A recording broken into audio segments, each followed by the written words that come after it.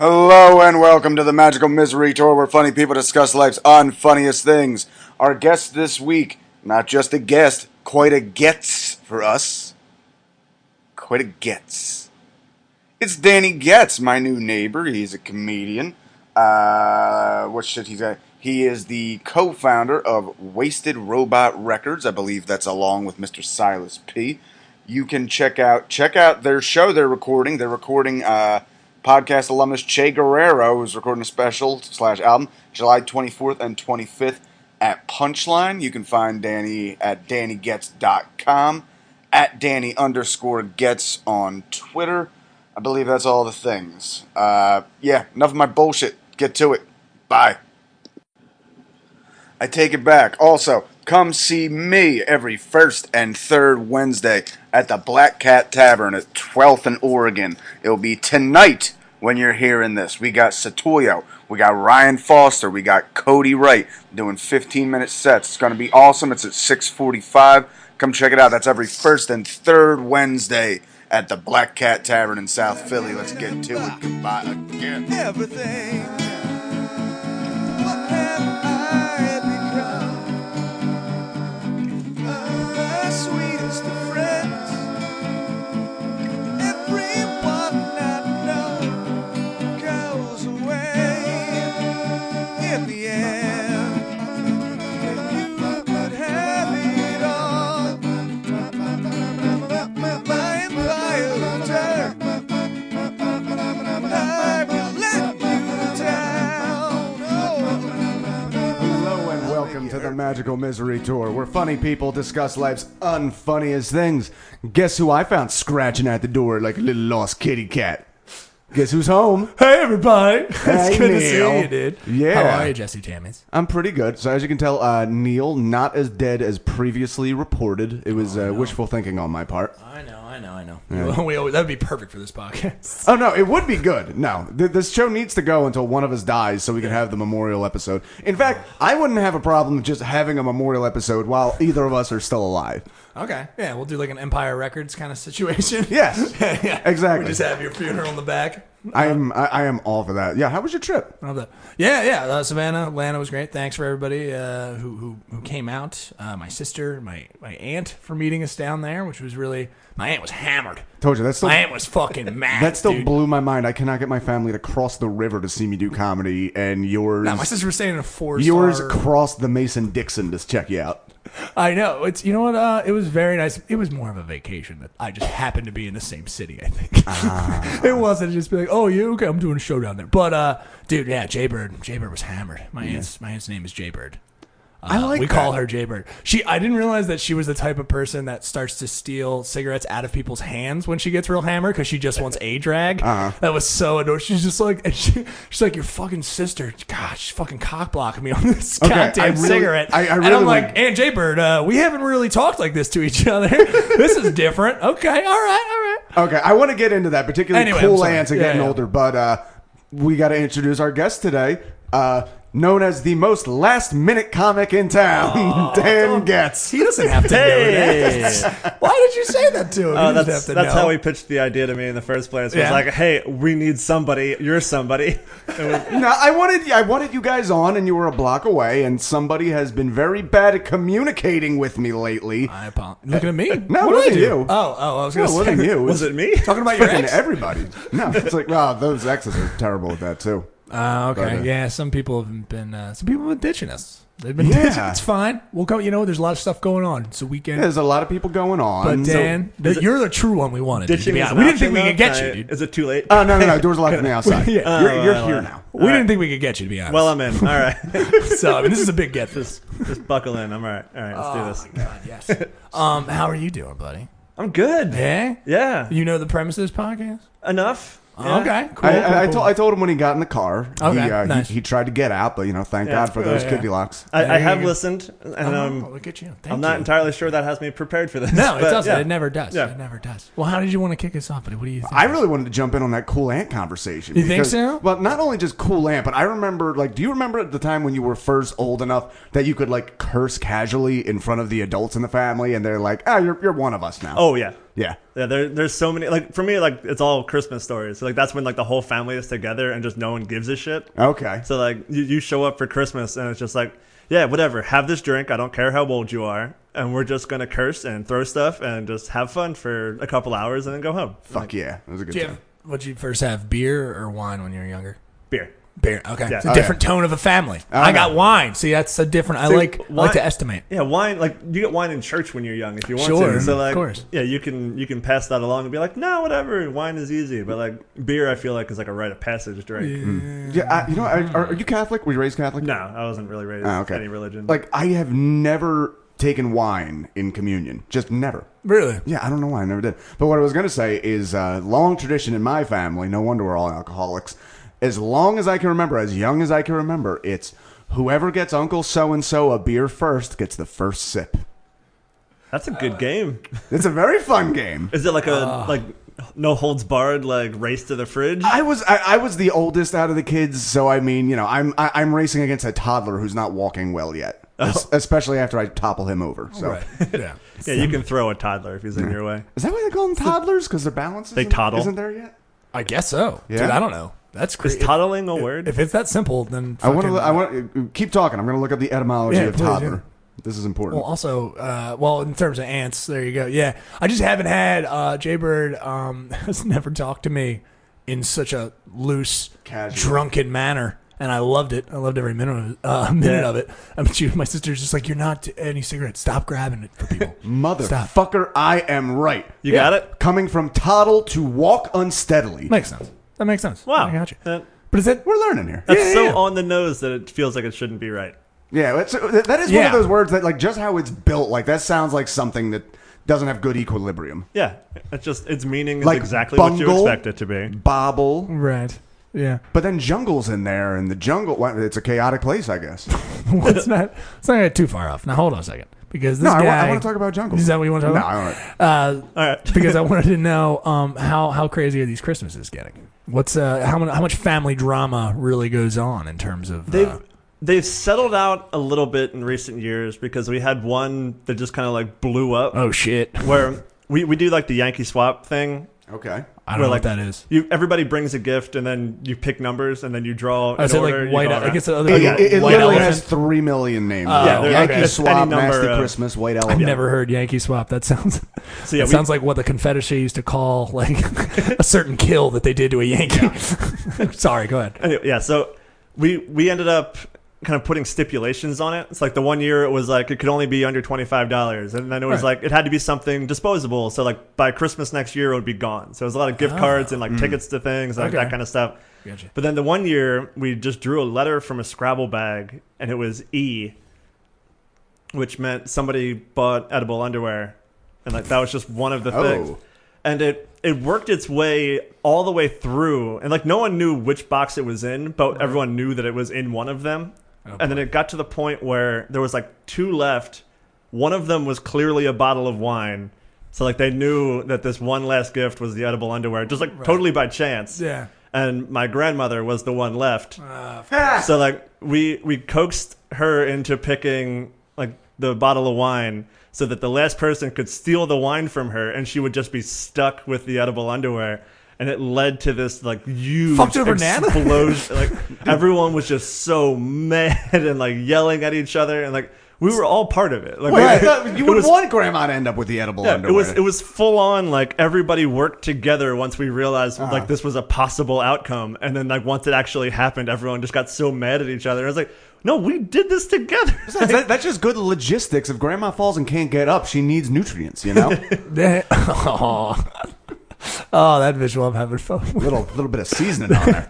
Yeah, Oh, like God. I understand because she's very Catholic, and like part of my family is very Catholic, so like I understand that like that's not the This gift is you inappropriate. want. This is inappropriate. Yeah, but Yeah. literally, And we all know James 10:36 forbidding edible undergarments. Yeah. yeah, it's in there. That's the one passage I've read. I like a group of people committing a crime together and then being angry all around that they did the crime. Instantly turned on everybody. This is Like, fucked up, man. yeah, every year since then, though, like my grandmother's not part of it anymore. And Jesus, there's- 1 year somebody gets edible. Yeah, she shows up. She enjoys it now. She just sits back and watches, and it's fine. Like it's all settled out since then. But like that Jeez. was kind of like the the peak, and it's all just been like Also, whatever. fucking good for you guys. $25. We do $5 gifts. Well, Woo! You well, guys, the you guys are $25 rich. thing, we did it without the swap. The Polish side of my family, it was just Pollyanna, where it's just everybody picks names out of hats you don't know. The 1 year I had an aunt who. Do you remember when You Eminem, guys could never find a hat because you're exactly? Never mind. Yeah, Sorry. they have fat fucking heads. I know. My aunt. Do you remember when they had the contest to introduce a new color of M&M? Mm-hmm. Yeah, this would have been like I remember that. late 90s. Yeah. And blue was the winner. Yeah. My Aunt Janet wanted purple so much that when blue won, she refused to ever eat a blue M&M because there's a lot of mental illness in my family. Yeah. Wow. Yes, But eat that was her Waterloo. Like, eat the no, rest no of them more. still though. Yeah, It's exactly. like still buy a full bag of M&Ms Yep. and just like leave. What did she do with the blue ones? Well, we don't know because the cousins all got together and we got her a big box of something full of red herrings and whatnot. And in the very, very middle, I think it was in like an engagement ring box, was a single blue M&M. That's awesome. And you better believe she fucking ate that thing. Yeah, the 1 year the stipulation was everything had to be green. And then I just started like going to like TD Bank and like stealing whatever they had for free because it was green. And like I got like a good gift and put it in there, and I just loaded the box with whatever free green shit I could find. So like they opened this thing and it was like super heavy and overflowing with stuff. They were so mad. Everybody's been mad at me after every gift I've gotten. It's been my legacy. It's Well, great. what do you buy other than just like Amazon cards and shit? I mean, You know what I mean? like the wine, yeah. I guess The 1 wine. year it was like all alcohol except for I got everybody fruit. Nice. I was like, This yeah, becomes alcohol eventually. yeah, you just gotta wait for it. Ride it out. Patience is virtue. Yeah, like the rule that year was like that was the disposable thing, so like it has to be gone within a year. Right, you're And I a was like, this will be dickhead. gone within a week. Like Crushing I'm this. jumping the gun, I win. And of course, it was like the biggest box, so it was the first thing taken, and then my aunt Right. was just stuck with it because no one wanted to take it from her.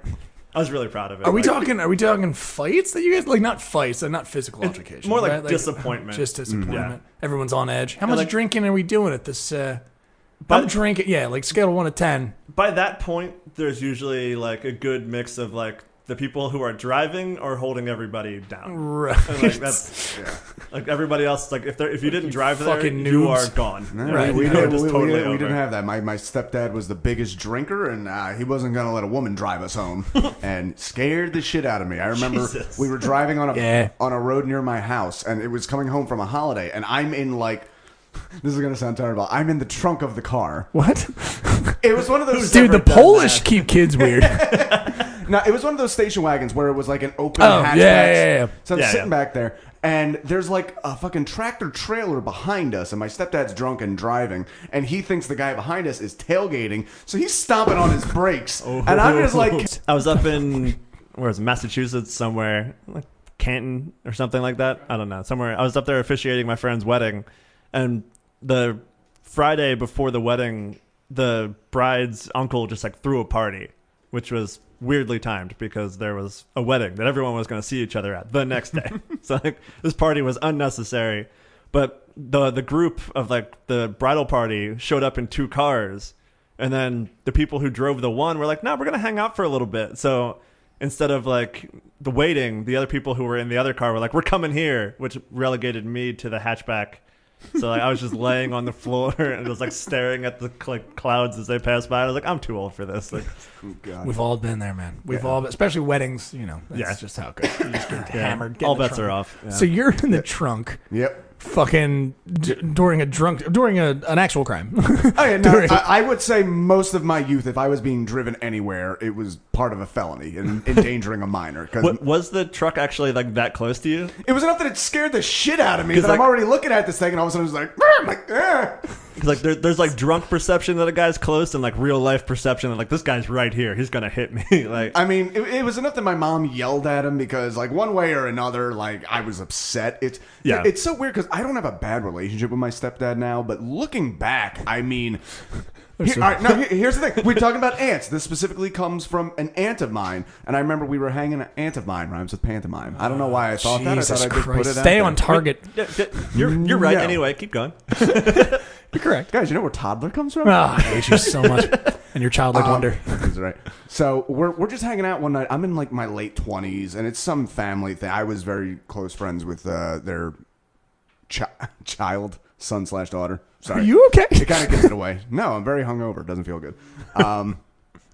And I was just saying, like, yeah, I remember when I was young, just feeling like, you know, my stepdad was so mean to me, but I guess I was just a little kid and I didn't know any better. And my aunt proceeds to rock my world by just going like, Jesse, he treated you like shit. Like, whoa, I was right this whole time. All you needed was one little bit of confirmation. Yep, I just needed one person to say like, yeah, he wasn't like. He very clearly favored his own kids over you, and he was a little unfair. I'm like, oh, okay. Wow. The stepdad? The stepdad. Yeah? Wow, but, dude. But we're like fine now. That'll rock your world. You know, everything, you know. Is that like a concerted effort to be fine? Or like you just ended up like, whatever. At a certain age, like you just don't give a shit anymore. Yeah, Like, right. I gave him a lot of shit because when my dad died, that was right around the time him and my mother were getting divorced. Oh, okay. And I told him at one point, like, Ken, I could have really used a dad around this time, and you really dropped the fucking ball. But eventually, it's Like, just hey, like, I don't know. Don't pay me. Who cares? He just doesn't care. He's like, take it out of my I fucking mean, payment. he helped me build that stage. Yeah, I just was looking at those pictures. Starving naked, so that was fun. We are all over the fucking place today. Let's get a little back on well, topic here. we're generally talking about a family. Seems like you have a family. What's your situation like in childhood? Where are you in the rotation? Are you planned or an accident? I am a middle child, and as far as I know, I'm on purpose. Yeah. Okay. Yeah, I'm a year and a half younger than my brother. 1 and 3 we had planned. You, Yeah. total fucking surprise. Yeah, we had 2. We're like, I don't know. We'll have 3, but 2 was an accident. Yeah, I don't know. But yeah, I was born. My parents were moving all over the place. I was born in Virginia. My brother, year and a half older than me, was born in New Jersey. My sister, 4 years younger than me, is born in Pennsylvania. And like, Is that a military family or? no, my dad worked for Bonnie and Clyde kind of. Nah, Dad couldn't hold a job. That's what. But it was actually he held the same job. They just kept moving him all over the place. He worked for General Mills, and they just kept sending him from like okay. factory to office to factory. Like, As cool as that is, I did like the image better of him getting Oh, yeah. chased after town Yeah. after town with pitchchforks. yeah, just running away, gathering the family under his arms, and just running down the street. How much Like a moving are we Frankenstein. talking, man? Because that's a lot of. That means you're jumping school. I had a very similar. I wasn't in the same school for like 4 years, like the same 4 years. By the time I was in like actual school, I Right. was in like I went to the same school all the way through. But like, my sister was born Wait, in I'm the house confused. that I grew up in. Okay, sister was born So in like, the house you grew up in. but up Gotcha. until that point, I'd moved. That was like the 3rd or 4th place that I lived, and I was 4 years old. Oh, okay. So you Okay, so moved. you guys- Yeah, so I was guys very young, settled and then at I a point. settled at that point. Once they had 3 kids, they were like, "Nah, we're here. Like, this is the spot." So what's the family like? What's your mom like? What's your dad like? Oh, we all get along like super well. It's a very functional and like healthy family. Okay. Which I don't Gross. know. Yeah, I have no it feels idea what weird that to is. even say that because like I couldn't think of like an issue. Like I get along with all of them like really really well. Well, I get along with my family too. It's just we've all taken a swing at each other at some point. Oh, So- yeah. True. That's just the Polish part, I think. Yeah, Yeah.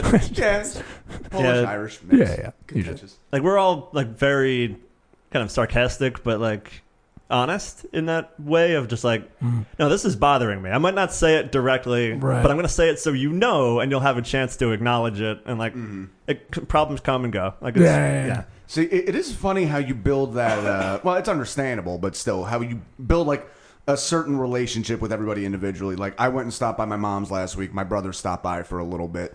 About an hour and a half after I leave, I get a text message from my brother saying, "Yo, you piece of shit! I told you not to eat that fucking thing I put in the fridge." And I just immediately text back like, "Ken, it wasn't me. You know, I'd fess up if it was." He's like, "Oh, okay." never mind. So that's just it. I just know in the moment, like I can't match his energy because it's like it's just dumb. Yeah. I got you. And I have been very guilty of that in the past, but like we haven't lived under the same roof in like Right. 6 years. So Yeah. But there's no way you get along with everybody, there, or at least there's got to be. Where's a bit of tension? I mean, also, I'm even saying extended family. Like, our family's is there pretty an big. uncle that's particularly mean. Or, extended family, there's definitely like, You gotta have a weird uncle. yeah, You have to have a weird We uncle. have that. We definitely have that. We have, but like, it's one of those where like, if you're talking to him one-on-one, it's like totally fine. But then you get in groups and he gets like really like boisterous and bombastic with all of the worst opinions. So like He's I, performing. He's getting up. yeah, like I understand that he's on like the opposite side of me, and we were talking one-on-one. It's like Right. it's like a good, productive conversation. But as soon as like a second person shows up, he gets like super defensive. Let me tell you about Israel and Palestine. Yeah. It's like, whoa. And like he like doubles down, and like even if you're Right. like the one time I got in a car accident, and like he was like, yeah, it was probably all those foreigners. I'm like, no, dude. You know, those foreigners just out on the highway, foreigning it That was up. his whole point. He's like, they're the worst drivers. I was like, I was hit by a white dude, and then like 2 Hispanic women pulled over and just kept me company while I was waiting for the cops. Did you check your wallet since? They Did you weren't check even your part- wallet since? All those foreigners, you know, you don't get hit by Hall & Oates. Sorry, everybody. I want to apologize now. You're driving around Philly, you might. They're still around here somewhere. Yeah. What I want is your insurance information. There's a little... Hall & Oates, responsible drivers. Yeah. Also, like you talked about drinking, and then you're like, you drove Dan over here, hungover. You're just like, I don't know where we get it from. I don't know what it could be. Do you think that runs through the family? I don't know. Nah, definitely.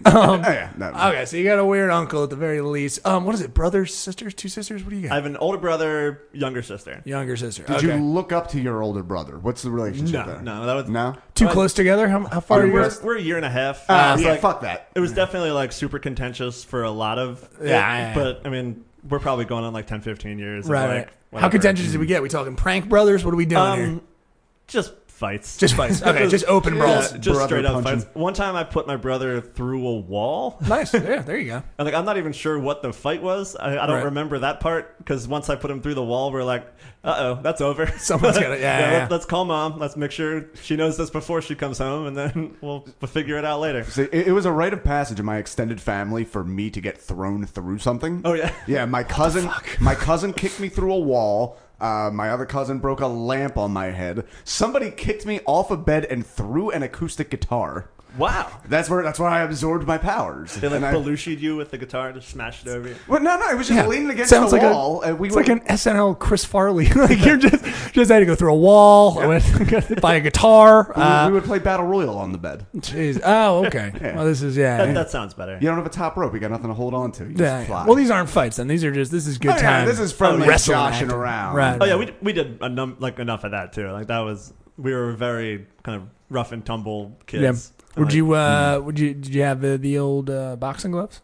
No, That kind of brother No, contention? no, it's No. fun. We were more I just saw like no. Okay. wrestle and pick each other up and throw each other. And like I grew up playing football, so like Gotcha. that was in my head a Okay. lot. See, I've wrestled my brothers within the last few years, and it always infuriated me because they have a different dad, and as a result, they have a lower center of gravity. Whereas even though I have like a gut, I'm mostly top heavy. Yeah, so you're it's- dainty. Yeah, so they would fucking take me down every time, and it pissed me off. Yeah. You're not good. I've never been big or strong, but I know how to like manage my weight, Rascal. and all that kind of stuff. So like I can hold my own, and like it was always fun to just kind of annoy people because like they underestimate me real hard. So it's just like they'll come at me and I'll just be like, no thanks, like move over. So protective of the little sister. How far? How much younger than she is? You are then from.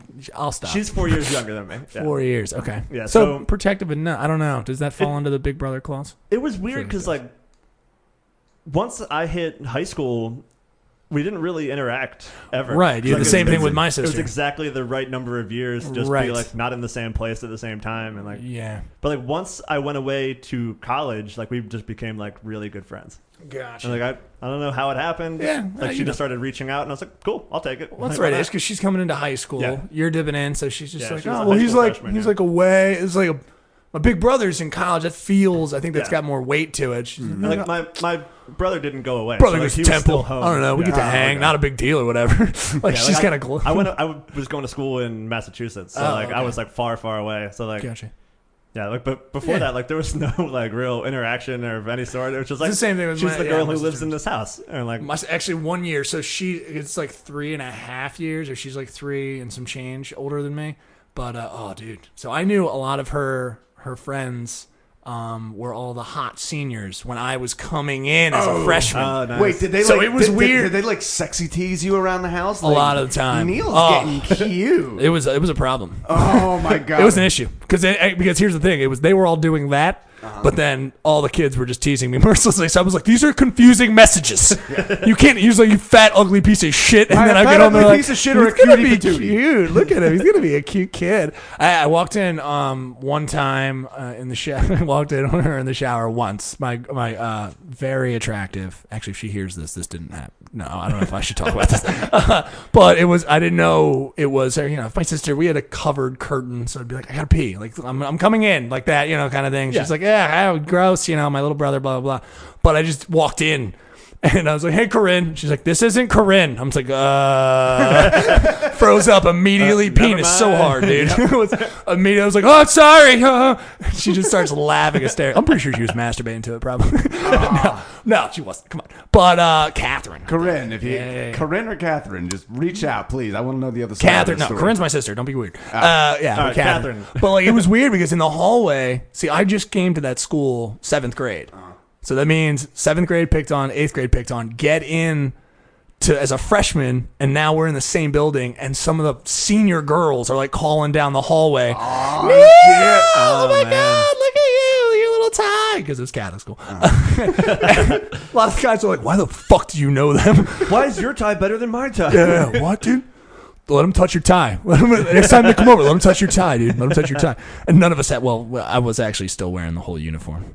I was that much of a geek. You stuck. A lot of the guys, yeah, you only wore the sweater and then you cut everything off underneath. really? Like, so it was just belly underneath because it was too hot, or it just also was just a lot, you know, whatever like that. So much more uncomfortable to me. You would just it doesn't make a lot of sense. But then what happens is it's like prison, so you get like used to it. You get like it's just rubbing against your belly, and then that becomes your belly becomes real tough, and then your tits are real soft still. They're still tender to the touch. It's a weird instance, but that was amazing because a lot of I got to do this with like Catherine would come over. She's like, "Hey Neil, oh my God, how you like it?" And I was like, "God," or so come over at lunch.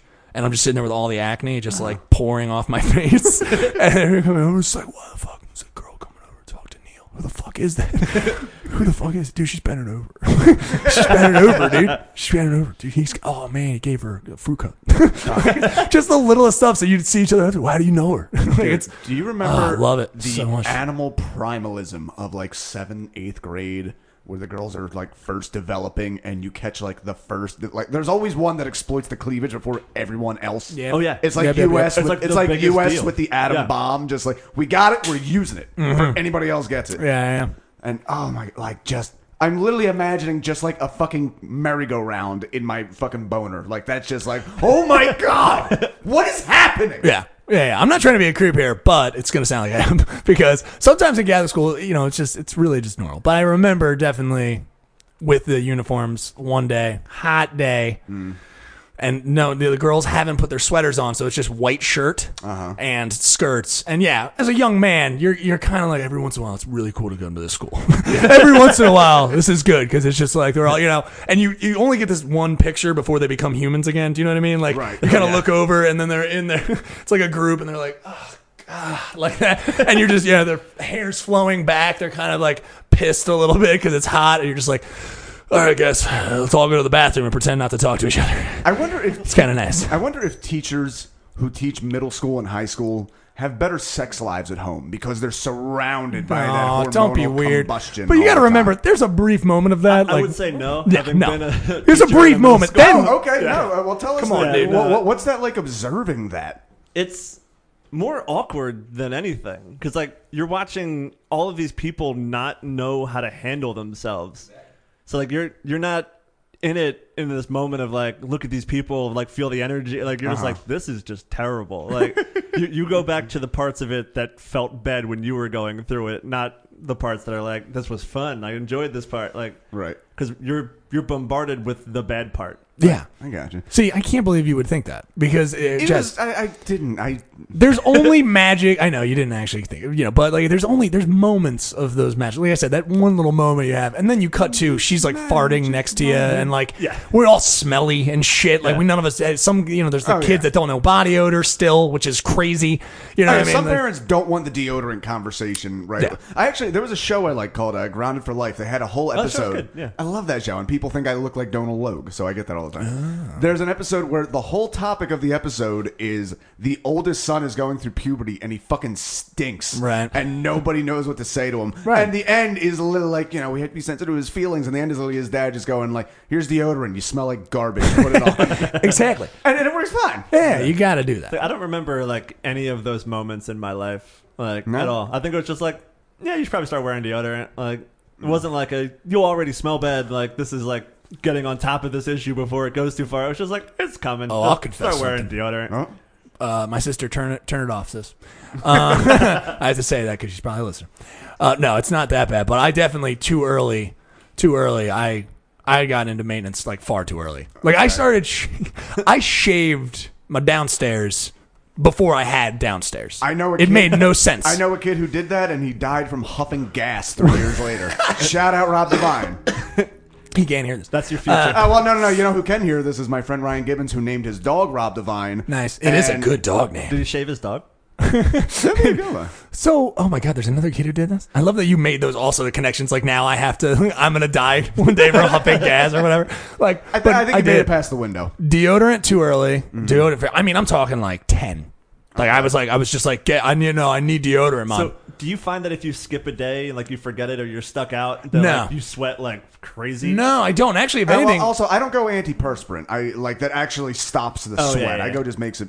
yeah, I smell guess I just better. want deodorant. I don't know that I know that about how like I just buy the one that smells good and I don't Yeah. look at any of the Yeah, others. you gotta I go- don't. I don't trust the one that's literally like stopping a natural, like biological Yeah, thing. that makes sense. I feel like I probably should pay attention to that. Well, they talked about I just but yeah, very young, got into it. I don't know why. Even it's a moment of peach fuzz, and I don't know. Maybe it's probably because I might have peeked some porn. You know what I mean? And in my head, the only connection I got because I had no guidance in terms of man stuff was like, yeah, you want it to be clean down there, dude. Like I'm prepped at 10 years old for a porn shoot for no reason. With very little hair downstairs to begin with. Shaved my somebody here order a armpits. pizza? Shaved my armpits too. Oh, Shaved my wow. armpits till yeah, weird. absolutely.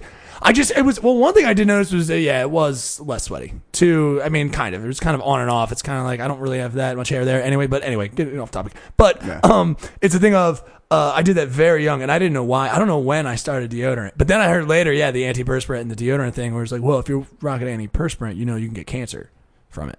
Because that's what they would do. It's like, it's just whatever chemical it has in there. It tends to give you breast cancer, which makes sense now because I have gynecomastia. And I'm pretty sure I got that hard tish in my nips. I dude. had an uncle get breast cancer. Yeah, no, it That's a happens. legitimate thing. Yeah. It's probably antiperspirant, bro. All right, before we get too far off, so let me say that I could see you. When are you first into girls? Because I can see you as like a young lover boy, Debonair, yeah. who's getting into them too young, like me. It was probably like 6th grade. Okay. I think that's probably it. But like it wasn't like a jump in with both feet thing. It was just like starting to notice and I became like super obsessive and by like 8th grade and then Ooh, well, who's the first obsession? I don't remember. She wasn't that special. It was She wasn't. it was probably more like people I was watching on TV. Okay. So it'd probably be more shaped by like WWF. Okay. Who's your pick?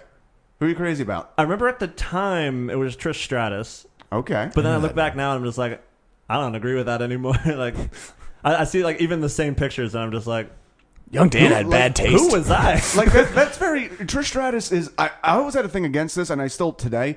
I don't like carbon copy hot.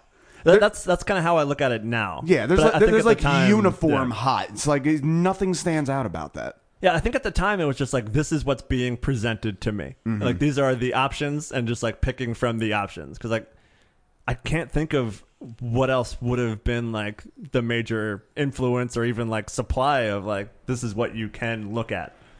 Lacey Peterson, 4th grade. Just saying. Oh wow, she looked so innocent and dead. She just had, she got, but you know the story. She had, she was very well developed for her age, for no reason. She used to show us her boobs.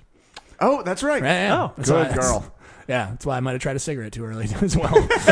Because, she had Virginia Slims, and she would show us her boobs if we were sad. So we became very sad all the time. Oh, so God. sad. Yeah. Okay, so when I was 13, I met a girl through my cousin, and this girl was older. She was 15, but like she was into me. and was my first boob touchage, which was just fucking, oh my God. Touchage. Oh my God, this is great. My cousin was in the room. It was weird. Yeah. I think she. Oh wait, did you do like a clinical kind of situation? No. It was. I think we were playing Truth or Dare or something, and I just told that's what I mean. my Got it. cousin again, my female cousin, is like, dare me to touch her tits, Right. please do this for me. Good for you for going both. Yeah. You know what I mean? Not tit. You know, sometimes it's just like let him touch a feel. Let's just grab one just for a moment. Just to know. But you're like, nah, I want to get both. I want to sit there. I don't think my feel copping has advanced any more beyond that day. That's a Day shame. one, just a hand Yeah. straight out. oh no, day one, I am licking nipples. It's like Soon touching. as I It's can. like fireman touching the door with the back of his hand. No, that's also Ooh, it's Licking still nipples hot. over Yeah. the shirt. It's also a very good term because she was a redhead, so a lot of fire there. Yeah, there you go. I was the first amongst my friends with the same girl to ever finger a girl. Yeah, and she was gonna get me back, and she did get me back. And She can then finger your butthole. No. What? She's working on my sad little 13-year-old pecker, and all of a sudden, my little brother is like, "Dinner's ready! Go away!" And then, even though the door was locked, she's like, "I'm just worried you don't come in." Like, no, fuck you, finish me. This isn't cool. This is not Jesus cool. Christ, easy. Yeah. You're not invited to dinner now. And I know who's not getting dessert. No, that much. This girl, oh God, breakups were so much worse when you were a kid because she lived in like a different town and would get dropped off. She got dropped off at my house and we're making out and I have her shirt off. I'm hoping for a little more something. And she breaks up with me with her shirt off. Oh, that can be strange. As yeah. a young kid that age, you're just How are kind you of supposed confused. to manage that? Yeah. And again, Yeah. she's 15, I'm 13. I actually dealt with it very maturely because we had dinner shortly afterwards, and I just went down and ate dinner myself while this bitch who broke my heart with her tits out's just like sitting on my couch seeing what's on Comedy Central today. And then I did not get any action until I was 17. Like, I got nothing until then. That makes sense. I started early. See, like my dating history is more like, oh, you met this girl. She goes to a different school. She's friends with the girl that your friend is dating. Oh, that's awesome. She gave you her phone number, and then my brother ate her phone number, and that was at a point where there was no other way to get it. Like, she didn't go to my school. Like, I didn't have a way to Your brother ate. Mom, It was- the phone book? Yeah, it was on a little slip of paper. Julia. And then he just took it and ate the phone number. To this day, he swears he didn't do it, but like it's a pretty big story in my life. But yeah, he's like, yeah, you can't be on the phone all the time because I need to be on the phone with my girlfriend, and the phone needs to be free for when she calls. And I was like, this old has school cock block. Yeah. it was like this hasn't been a problem yet. Like, Yeah. to that point, that issue hadn't come up. He was just worried about like the future where it might.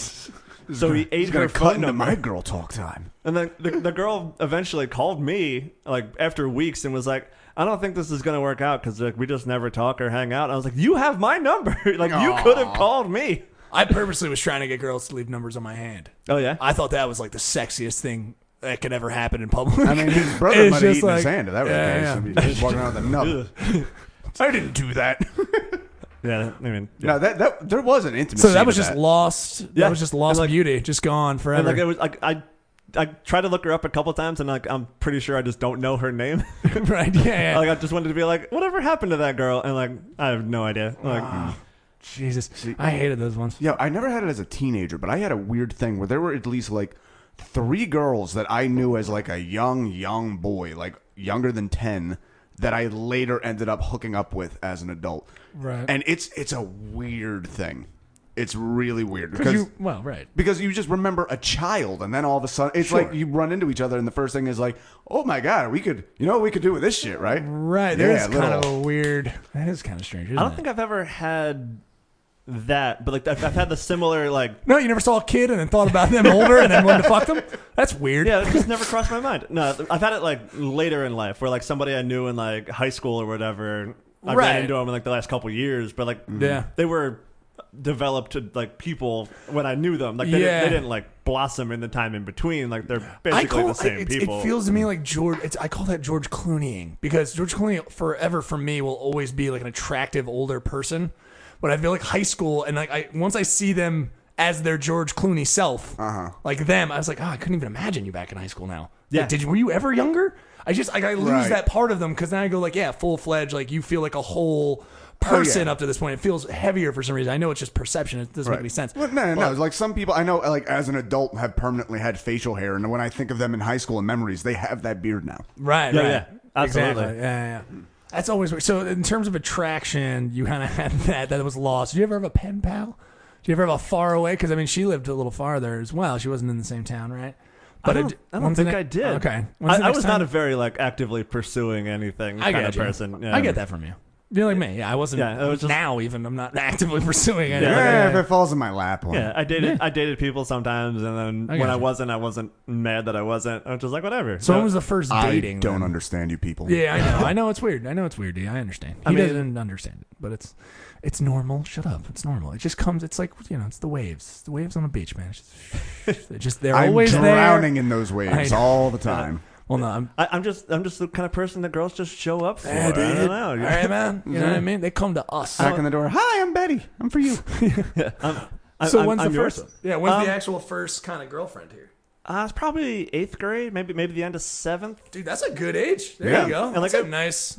It There you wasn't go, like significant, but like it was like first kiss and like that kind of stuff. So like, Yeah, but you broke it's the memories. Yeah, you broke the mold though. A mold in terms of like everyone knows, like definitely 6th grade. If you have a girlfriend or something like that, that's always like, yeah, they're kissing maybe. Who knows? Like you're like, yeah, it's like that's kind of weird actually still. Yeah. and then 7th, 8th grade, you're like, if you get a girlfriend in 7th and 8th grade at one point or a boyfriend, that's like You kind of made it. You can check that off the box because really a lot of us in now. Yeah, you started the race. You know, I had done something. I don't think I had a girlfriend at my school. I did not have a girlfriend at my school, which means like, oh, Neil doesn't date girls. Get into high school, you're gonna be a fucking loser, dude. Like, you know what I mean? So okay, 8th grade, cool. What was she like? I don't know what she was like. First name.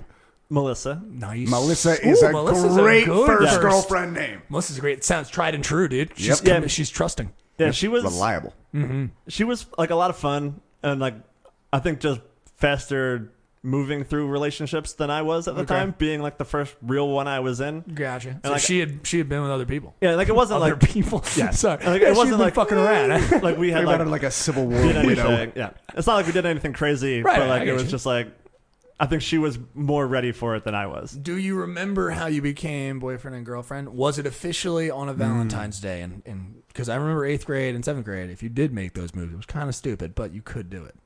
I don't remember. I only remember like the one vivid moment is like the first kiss moment. Like, other than that, I don't really remember. See, this happened that organically, like relationship. beautifully. So wait, hold on. They always did it in your school on Valentine's They Day? didn't always do like it? a fucking health insurance enlistment period? No. Like, get it in now. Open enrollment. No. What I'm saying is, I still remember the stupid cliche. Like 7th and 8th grade, they're still doing those stupid holidays in schools. Like it's, you know what I mean. The class is still cards and decorated. everything. You're about to Yeah. be in high school, which is like a whole nother level, and they're still doing like it's Valentine's Day. We're all giving out Valentines, like you know all that kind of bullshit. That was when you didn't have to start giving them to everybody. Right, You could just give them to who you walked wanted. over to your friend. Fuck you, Phil. Like you're a fucking piece of shit. I remember like one of the last years of that 4th or 5th grade, and I was the kid. I was the Ralph Wiggum. I didn't get any. Oh, really? Yeah, and it fucking clearly molded me into the man I am Oh, today. yeah, you're a bitter fucking asshole. Yeah.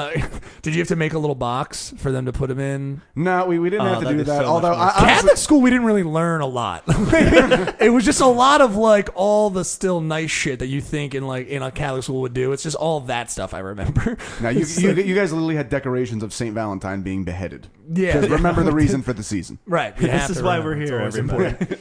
But yeah, we did all that shit till like 8th grade. I mean, by 8th grade, yeah, you're like making fun of it. But I mean, obviously, but they made us do all that stuff. So if you got 6th grade, still Valentine's Day box. You had to make a box or could make a box. You had to have a box. One.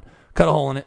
And then when everyone left for lunch, people could come in and they put Valentines in your box. And if you didn't get a Valentine and the box was empty, you fucking killed yourself. Yeah. I killed think yourself we hard. were a school that like you didn't have to bring them in, Really? but if you did, you had to bring them for everybody. Okay. So like you could do something extra for people, but if you brought in anything, you had to bring in for everybody. My shit was cutthroat. It was bring it in for whoever you wanted. Didn't matter. And the bigger the Valentine, the better you were. The normal rules. Yeah. Obviously. The normal rules. I mean, they still But- hold up. But what I'm saying, yours sounds like it happened organically, in which you're like, I just remember the first kiss. You know, what are you talking like? We're talking playground, hanging outside of school. It was at a movie after a school dance. Yeah.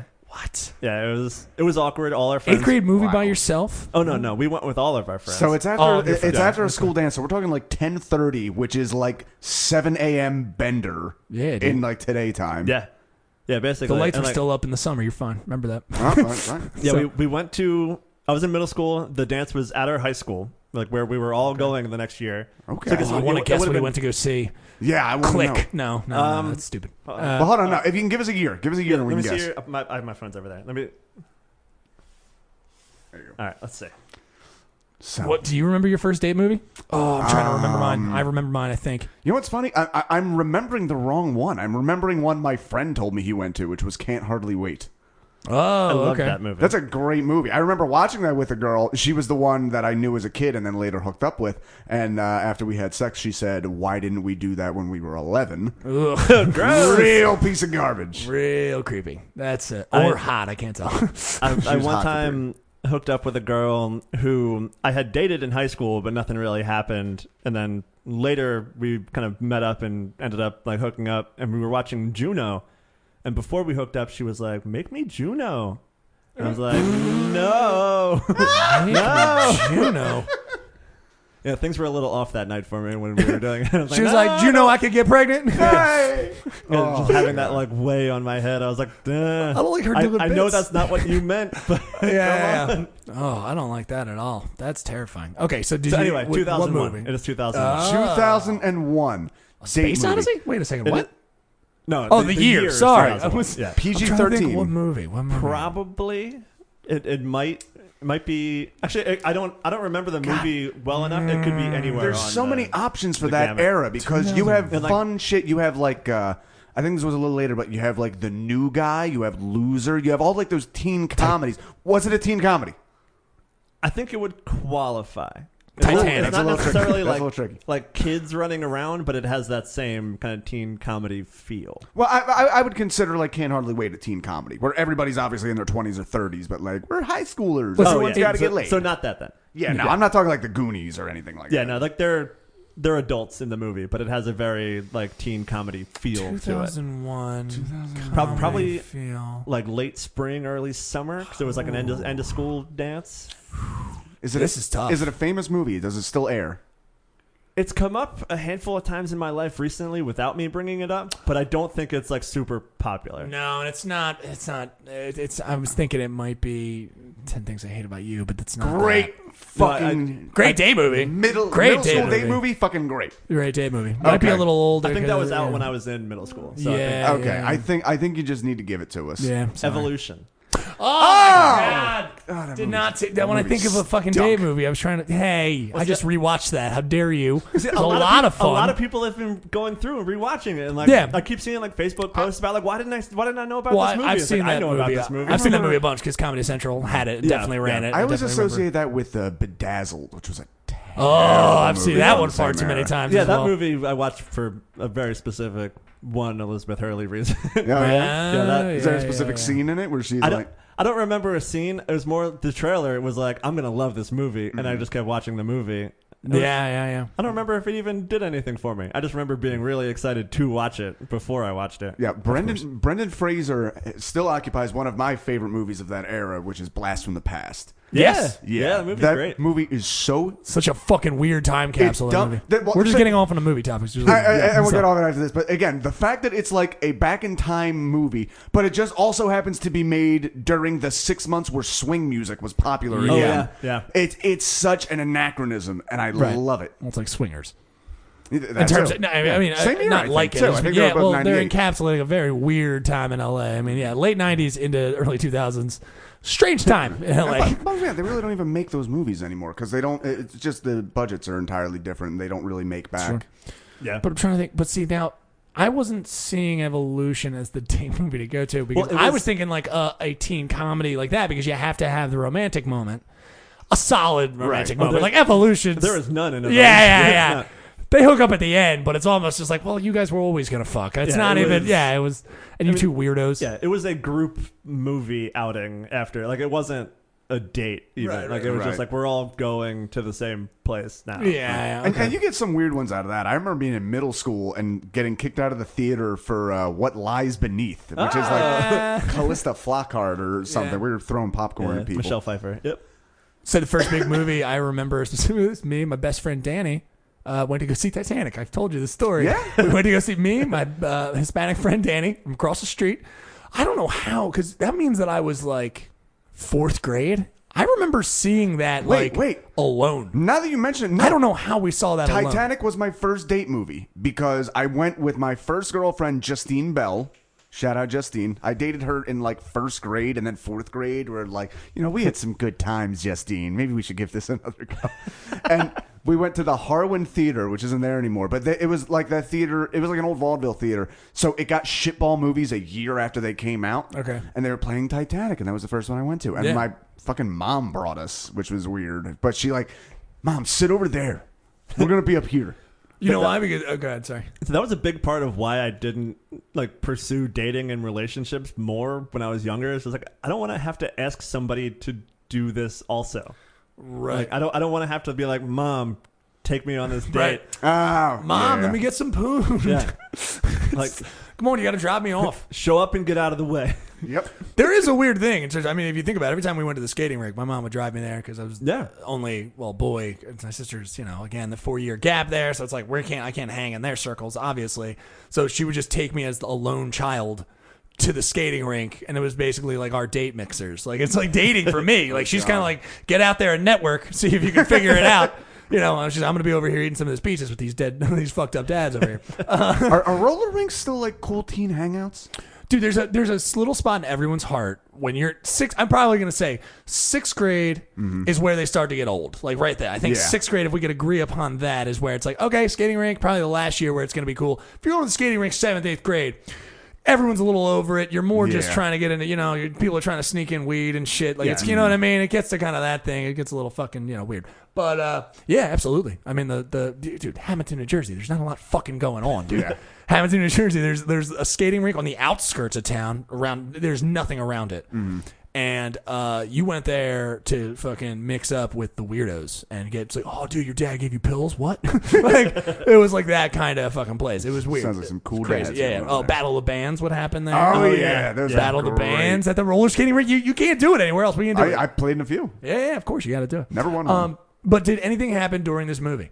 Was there any handhold? There had to be some hand holding at the very least. She ended up sitting on my lap through the movie. What's up? Yeah. Which Boy. fucking Yeah. pimp? That was Look at you. It was so weird to me. 'Cause That's a scary moment. it wasn't like we had planned it or like talked about it. It was like everybody was filing into the row, and there was like She's like, 6 plop. of us, Right. and like we counted out the seats, and then like I sat down, and she just kept going and just sat down on. Like, I was like, we're gonna spend the whole movie like this? Two thoughts. One, first one is like, does she know I'm gonna pop a boner? And Yeah. if I do pop a boner, is that bad? I don't mean to pop a What's boner. the I'm not reaction trying to gonna pop.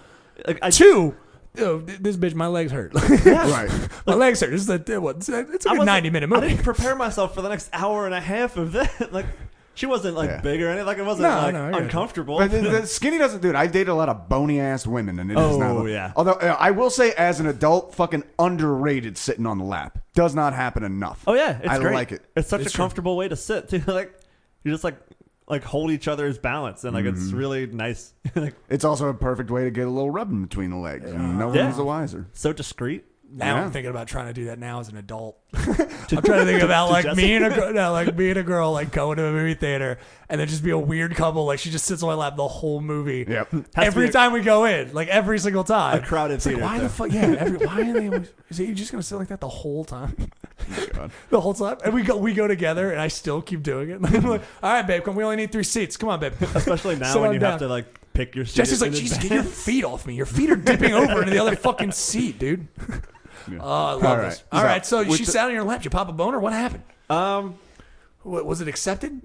probably did, and we just made out for like the whole movie. So like I don't really. That's why I don't remember any Can't of believe Evolution. you did that to Evolution. How dare you? But That's it was a fucking. It was it's a also magic movie. like all of my friends were like within arm's length. Yeah. And, it was so weird. You get like, you get real used to group sex when you're younger. Oh yeah, dude. I remember the makeout parties. It was just like a fucking opium den. Just everybody's balled up on each other. What happened to that? Why is it we kind of do that, and then I guess you can keep doing it in college. I wasn't that cool. Neil, No, are I you wasn't- saying I we wasn't need to there. set up a makeout party 2019?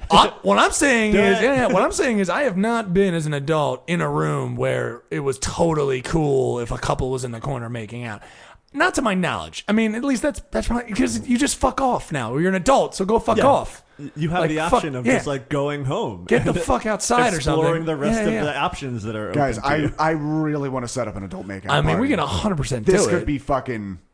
That's just so fucking weird. I feel like one, it can't be comics. They're all too Yeah. uncomfortable. I'll promote it for you. I probably won't go. I don't want. I won't. True comedy fashion. Yeah. I'll promote it. No, I'm yeah, not gonna I'll go. share it out for you, but Yeah. don't expect to see me. All right, man, making out the whole movie. Fuck yeah, dude. How long were you guys together? Do you remember? Probably not long after that. Not because you're going into high school, and that's when it gets. Yeah. Are we rocking this whole thing during high school? We're gonna miss out on all this dick. And Yeah, I don't even think it made it to like into the summer. I think it was like a couple weeks after that, probably. Oh, lonely coming into high school. It's Yeah. always a fun. Yeah, it was very lonely in high school. How big was your class? Because I was not expecting you to say class at the end of that. Just there. Oh, big. It was really big. what do you got? 9 inches? What are you doing? Well, yeah. How big was your class in terms of the dating pool coming into high school? What kind of high school like It was large. It was probably like 400, something like that. Like total people in the school? just in the class. Like the school probably had Holy like shit! over Okay. 1,000. Yeah. Sorry, Catholic it's school. like- We had 30 kids. So in Yeah, my class. we Nah, I were- think mine was probably similar to yours. Okay. Yeah, I think we had like 5 or 6 Pretty elementary big. schools feed into one middle school, and then one middle school fed into the high school, Nice and like big all the dating Catholic school, school dude. people were coming out of Catholic school into the high school. So like, So you didn't have to go to Catholic high school. Is what you're saying? Yeah, so like, once you got to high school age, there was like Catholic schools like LaSalle and all this stuff in the area that you could go to, but like the one that was like right in our township only went to 8th Was grade. that night and day for you? Someone who never went to public school. I even going into some public schools, like I had friends in public school, but going in, I'd be like, this place is fucking crazy. It's like I was public school the whole way through, but like watching those people just like suddenly pop up. I don't know why. I thought you were in Catholic school as well. Oh, no. I apologize. Yeah, like they were just like in awe. Like, Right. And like I remember I had a friend in elementary school who had made the shift in like 4th grade. Right. And like just coming in and just being like relaxed in school, like they were just like so amazed with the process of like public school, and like you can just like wander throughout the day and not have to be like totally worried all the time. And like Jesus. like I imagine like that feeling, but in high school you're feeling that for the first time, and Yeah. like just like unleashing like this freedom, and like those people like all went wild for like freshman year. Yeah, Like, that happens. That 100% happens. yeah, so you have all of those people just coming together for So the dating pool could be pretty big. Okay, so we, Yeah. so you have to tell us at least a high school breakup. There's got to be a breakup in there that was fucking that punched you in the dick. Yeah, I dated this one girl a couple times, and like we're still friends now, which is I don't know, maybe weird. Like I went to her wedding, and like it was Good for you. yeah, like I didn't feel any sort of way about it even when that happened. Just give her one last chance up at the altar. Yeah. Look back at all she's missing out on. Yeah, I was there. And her mom comes up to me and just like puts her hand on my shoulder, and I was like, "That's not what this is. Like, no, don't do that to me." Wait, why did she put her Just like hand on your a shoulder? comforting, like this has to be hard. Like, no, it's not. I'm sorry to give my daughter's sweet hand. In Yeah, marriage. like I'm watching my friend get married. It's not that big a deal. Yeah. Like, whatever. At that point, it'd been years since we I love dated. if she and did whatever. it and you brought a +1, like a girl's there as Yeah. well. You're like, could you not? I don't feel. You're making all of us feel, but you're making her feel bad. It's like, I know it's not my daughter, this gross woman next to you. Okay, so. Yeah, so there was the one time where we broke up where it was, I remember it was on her birthday, or it was like a birthday party that someone was throwing for her. And I went and I was away at the beach the week before, and I bought some dumb gift, like jewelry, but like jewelry I could afford when I was in high school. So like can't be anything nice. Right. And like I had it in my pocket Go ready to to give it Claire's. to her. You And pick like, up some costume yeah. jewelry at Claire's. and she was like flirting with this one dude at the party the whole time, and I'm just like Motherfucker. what the hell? Like what's happening? And then Oh, I've been there for that switch. like a couple like weeks later, she was like, "Yeah, I think I'm just gonna date him." And I'm like, "Fuck! Oh, that's all right." Not Cool. a hey, I think we should talk. We Yeah. should break up. She's like, I'm just gonna look at me, look at my eyes. I'm gonna date that guy over there, the better one. Look over there. Me, there now. Yeah, yeah. The type of guy I was though, like I was like, "Oh, whatever. Who cares?" Because at that point, it was like the second or third time we broke up. And I was like, then you all right, listen to emo music. yeah. Oh no, I think that's how we ended up in a relationship in the first place, was because I was listening to all that shit. Gotcha. But like, the dude was like dragging his feet on asking her out. Nice. And like, she was like, we were still friends and talking about it all the time, and she was getting frustrated with it to the point that I was like, dude, just ask her. Right. Get this out of my life. Just ask her. You gotta take this girl off Like- my plate, dude. Like, you like her. The answer is yes if you ask her. I know it's yes. Just ask Oh, her. I love you. I would have tried to spin it if I was you. Oh, I would have like, you're just like, yeah, sure, whatever. And then because he doesn't commit, then you get to go like around. It's like, yeah. I'm trying to give her away to him. It's just not working. You know what I mean? Like, she's like, no, I broke up with you. I was like, I don't know. I don't think so. Yeah. You're just trying to make it better. Oh my God. So did she end up actually getting with him, or like what? Oh yeah, I think they dated for like most of high school after that. Oh, Yeah, and, okay. like, it was fine. I've Like, never done the on and off thing. It's always a one or done with me. I've that never. was the only one. That was like, Okay. I think probably maybe into sophomore year, but like freshman year, Gotcha. kind of on and off. But did that break your heart? Was there a heartbreak there when she like when that happened? That had to be a little bit. I mean, you're like, Yeah, no, you've no big already deal. you already mentioned that you felt lonely a lot of the time. Oh, yeah. So that's something that's got to go into it. See, it's weird because like I just always felt lonely. So like when that happened, it was just like, oh well, I still feel lonely. Like it didn't. It was like a gut punch in the moment, but like it didn't change the general perspective of just like, no, I'm by myself still. Like See- I felt by myself before. How did you Even- feel lonely before you? Because I know, I think I know where you go. How did you feel lonely? Especially you're talking about a healthy family. You know what I mean? You get along with everybody. You got brother, sister. You I know, do think there's some level of just like, ennui. yeah, just like being an observant person and like kind of not intentionally, but like sort of forcing it to just like sit back and watch, Right. like led me further back and like watching all the stuff happen and unfold in front of me. Gotcha. But it, like it's fine. I more enjoy that perspective, Right. But like when you like sit back and think about it, and like at night when you're just like home by yourself, you're just like, I probably could have handled this differently. Like, So it's kind of like the definition of. I mean, well, it's kind of you're experiencing like FOMO, like yeah, sort of, at a yeah. young, at a young Like, age. it So you was- felt like you excluded yourself a lot. Yeah, like I From, think I did it to myself, or at least to the point that like I wasn't blaming other people if they were like doing stuff without Yeah. me. Just like, Were you no. scared to just get out there? Was that what Oh it yeah, is? yeah, and Gotcha. like up until like the last like couple years. That's so weird because it like- sounds like from the family perspective, like where do you think that comes from in terms of fear of putting yourself out there from your? Because it sounds like healthy parents and stuff. Are your parents also kind of? Are they outward kind of people? Are they very. inward? They're, Oh, they're okay. very very out, like, overtly. Okay, I think that's like the little bit of kind of because you're a little more inward. sort of rebellion, but not really rebellion. Right. Like it's a weird word, just being like, that's them. They're doing that. I'm not Right. going to do that. Gotcha. So like, there's part of it that's that. goes And into it's the also, emo music as well. Yeah. yeah. I was also like playing sports and like doing all these other Okay. things. Okay, It's so like, you had stuff to so like occupy there the time. was there was like forced socialization kind of stuff. Of just Right. like I am seeing people. I'm out in the world. Like these are Yeah. my friends. But it was also like I'm going over to wherever my parents are going, and like they were friends with my parents' friends. Like it was Okay. or whatever. Yeah. So you had your own little bubble, So, like, somewhat. Yeah, and like there was a lot of people who didn't go to my school and like all that kind of stuff. So yeah, like, yeah. All right, so you have kind of the similar loneliness to me. The difference is like what made it worse for me is mine would go away when I was like when I was in a relationship, etc. Because it's like that itch was getting scratched. But then once that was gone, I was like plummeting again yeah. back into it. And I think it was very much FOMO, very much the way you put it, being observant. Because it wasn't just like, oh, I'm lonely. It's I'm watching everybody else having these experiences I wish I could also be having. And like for me, a lot of it was like not necessarily like I want to be doing that so much as like I want to be doing something. Like I don't, Right.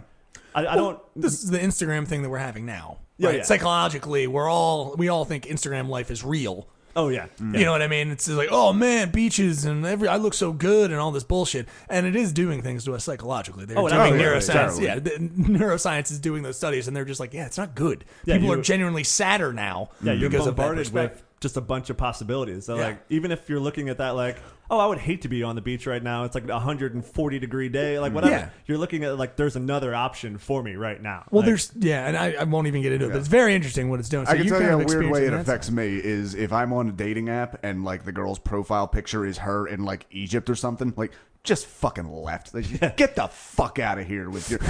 You get with me, you're not living that life anymore. yeah, that's true. hang up your Egypt Nah, dude, you're ready to shoes. be a papa. Yeah, you're ready to be a daddy and everything like that, dude. Yeah, You're ready to no, say, that's what I mean. That makes sense. That's probably not, your speed. Yeah. It's not my speed. I get it. But so you talked about one of the things there was that you had a lot of outlets. I think a bit of my problem was my outlet was music, which only makes you fucking sadder if you're already there. Which sounds like a perfect segue into, we really need to write a jingle for this, the depressive, suicidal black metal song of the week. Yeah, baby. Welcome. Today's artist is the most I love it famous because of anyone we've done. Yeah. Oh, before you go, because I feel like when we do it, it's got to be like one of these assholes the way they sound because they always try to sound hard. If you ever see interviews with them, a lot of them they always have the white pinned eye contacts in. Yep. They're like, we are and devil. Like and they're just like, calm down, dude. This is VH1. Like, all right, sorry, we'll do that, and that'll be like the intro. We'll do it. So go ahead, buddy. The band's name is Ghost Bath, and the song Oh, from their I fucking hate their name so much. yeah Is from that a their reference? Like, what? Ghost Bath. No.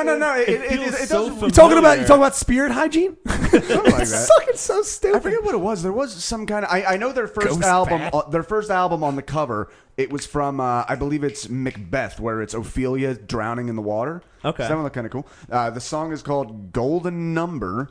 And this band was actually famous for, despite being from North Dakota, they marketed themselves as being a Chinese band for a while before it came out. Are they Chinese? No. Like any of them? Not Like- even a little. I love that fucking album cover, by the way. This one is for Moon very Lover. good, and I know this isn't a visual podcast, so we're gonna have to and maybe one day you do some visual Yeah. stuff. So but the photo is actually a famous photo by an artist. It's It very is- good. It is a woman bound and gagged nude with a crescent moon Yeah. tied to her face with a rope. It's. I'll be honest. I've actually wanted to get a tattoo. and then of this that. is Ophelia, right? Yep, that's Ophelia. Oh, look at me, guys! I'm fucking good with my shit right now, dude. But this picture is very, very. You know what? Honestly, because I hate the name, I do not like Ghost Bath. That is a fucking bullshit fucking But name. I like But the name of the great- album, Moon Lover.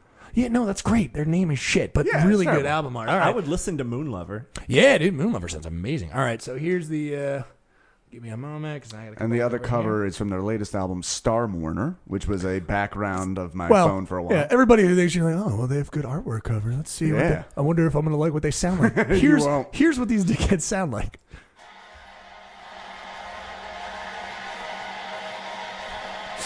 Toe tapping.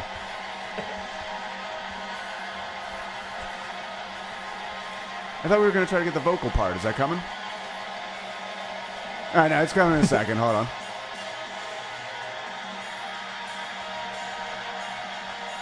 Yes. I would love to hear just the guitar. So if I could pull up the lyrics for this song.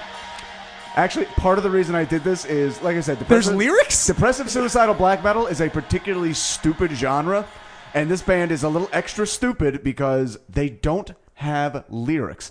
Not that they're not written down anywhere. The singer has admitted, "No, I just shriek into the night." So it's Right. like- and that is so It's fucking like metal stupid. REM. A little bit, but I think REM at least uses words. Oh, well, eventually, yeah. Like Eventually. early on, REM was just like the tone matches. All right, Right. cool, good song. But no, like literally, this guy is just going, and that's it. Jesus. Were you gonna read those off your phone? Yeah, No. those are just the lyrics. That's it. There's no lyrics. It's just screaming. How dumb is that? I wonder if we're gonna get And I'll- pulled from these dumb pieces of shit I too. kind of love it. Or- though. but you like it? You like, Like it? I don't like the sound of it, Oh, it's but fine. I like the theory. Of Yeah, like, the I'm theory, just it's- gonna use my like voice as an instrument, not just like singing words. I Yeah. think Yeah, that's kind of cool. just like Dave Matthews. Sounds exactly the same. There's aspects of Oh, this. look, you can actually see the one album cover has the Chinese on the bottom. That was when they were still trying to keep yeah. that bullshit up. Oh yeah. Yeah. Why Chinese? Wait, what? They marketed themselves as being a black metal band from China, Oh. and then it was revealed it was a bunch of white dudes from North Dakota. Why did? Okay. It worked. It got Alright. attention. I mean, yeah. Jesus Christ. But I yeah, didn't know. no bullshit. I cried the first time I heard that song. Really? It hit me just perfectly and sonically, and I was at work, and I hadn't realized how fucking stupid What's they he were yelling yet. again? What did you just say? So the lyrics are that. Okay, Yeah, cool. I get it. I'm actually really emotional right now. Yeah. I'm sorry. I'm lost. There's a lot of metal music that I actually think, in theory, in concept, I'm like, you guys are crushing it. Really like it. Then it gets to the music, and I go, Jesus Christ, I can't. I'm sorry. I like too much rhythm and blues. Do you have any music you particularly listen to when you're sad, or that makes you sad? I have like a playlist of stuff that just like collected from over the years, and I'll just like hit shuffle on it, and it's a lot of like Bright Eyes and Death Cab and like that genre, where like the songs aren't necessarily sad, but they all feel sad. Yeah. No, I have Death Cab on that list. I have I'll Follow You Into the Dark. Yeah. That's a very, very good one. Yeah, I have like Brothers on a Hotel Bed. It's just like a super sounds slow, like Panic at the Disco. I didn't like Death Cab for Cutie and that kind of stuff. I only like the one song, honestly. did like Panic. I'm trying to think of. I was probably had too much of that Newfound Glory fucking Yeah. up in me, dude. I loved Newfound Really? Glory. Absolutely loved them. I felt like a guilty pleasure to me. I was I just know, like, I don't think I'm even- supposed to like this. Even when it but- was brand new, it's like, I don't think it was a guilty pleasure even then. Like, this is a little dumb, but I like it. Their first album, Nothing Gold? yeah, Nothing Gold, Nothing Gold Can Stay, right? Yep. And like it's so poorly recorded that the whole time I'm listening to it, I'm like, I kind of love how bad this is. Like, because like the songs are still catchy, and like I've seen them play like some of those songs live and stuff, and I'm like, Right. oh, these songs are like absolutely on par with like everything else they do, whatever you would consider their quality to be. right. But like it's just so rough and awful and like hard to listen to that I'm just like, this is kind of fun that like they were this bad once. Particularly pop punk, because they tend to be so young when they start. I'm enamored with how, like, their big albums, their early albums, terrible songwriting. But Oh, yeah. Like Good Charlotte's first album, which I love. Oh, absolutely The love it. phrase, you said everything would be all right, is in at least 8 out of 10 songs Oh, yeah. they've ever written. Yeah, I know. It's just very lazy writing. Didn't like Good Charlotte. See, I think I just went full blown. I was just like, I went real commercial, hard metal, like Slipknot. Let's be honest. Oh, yeah. yeah. I just went like, no, I'm just gonna be angry. Let's just be angry now. Let's just I be that probably guy. still know every word to Wait and Bleed, and I probably haven't See? listened to it Yes. since high I school. felt the hate rise up in me. Yeah. Kneel down I like clear. Duality.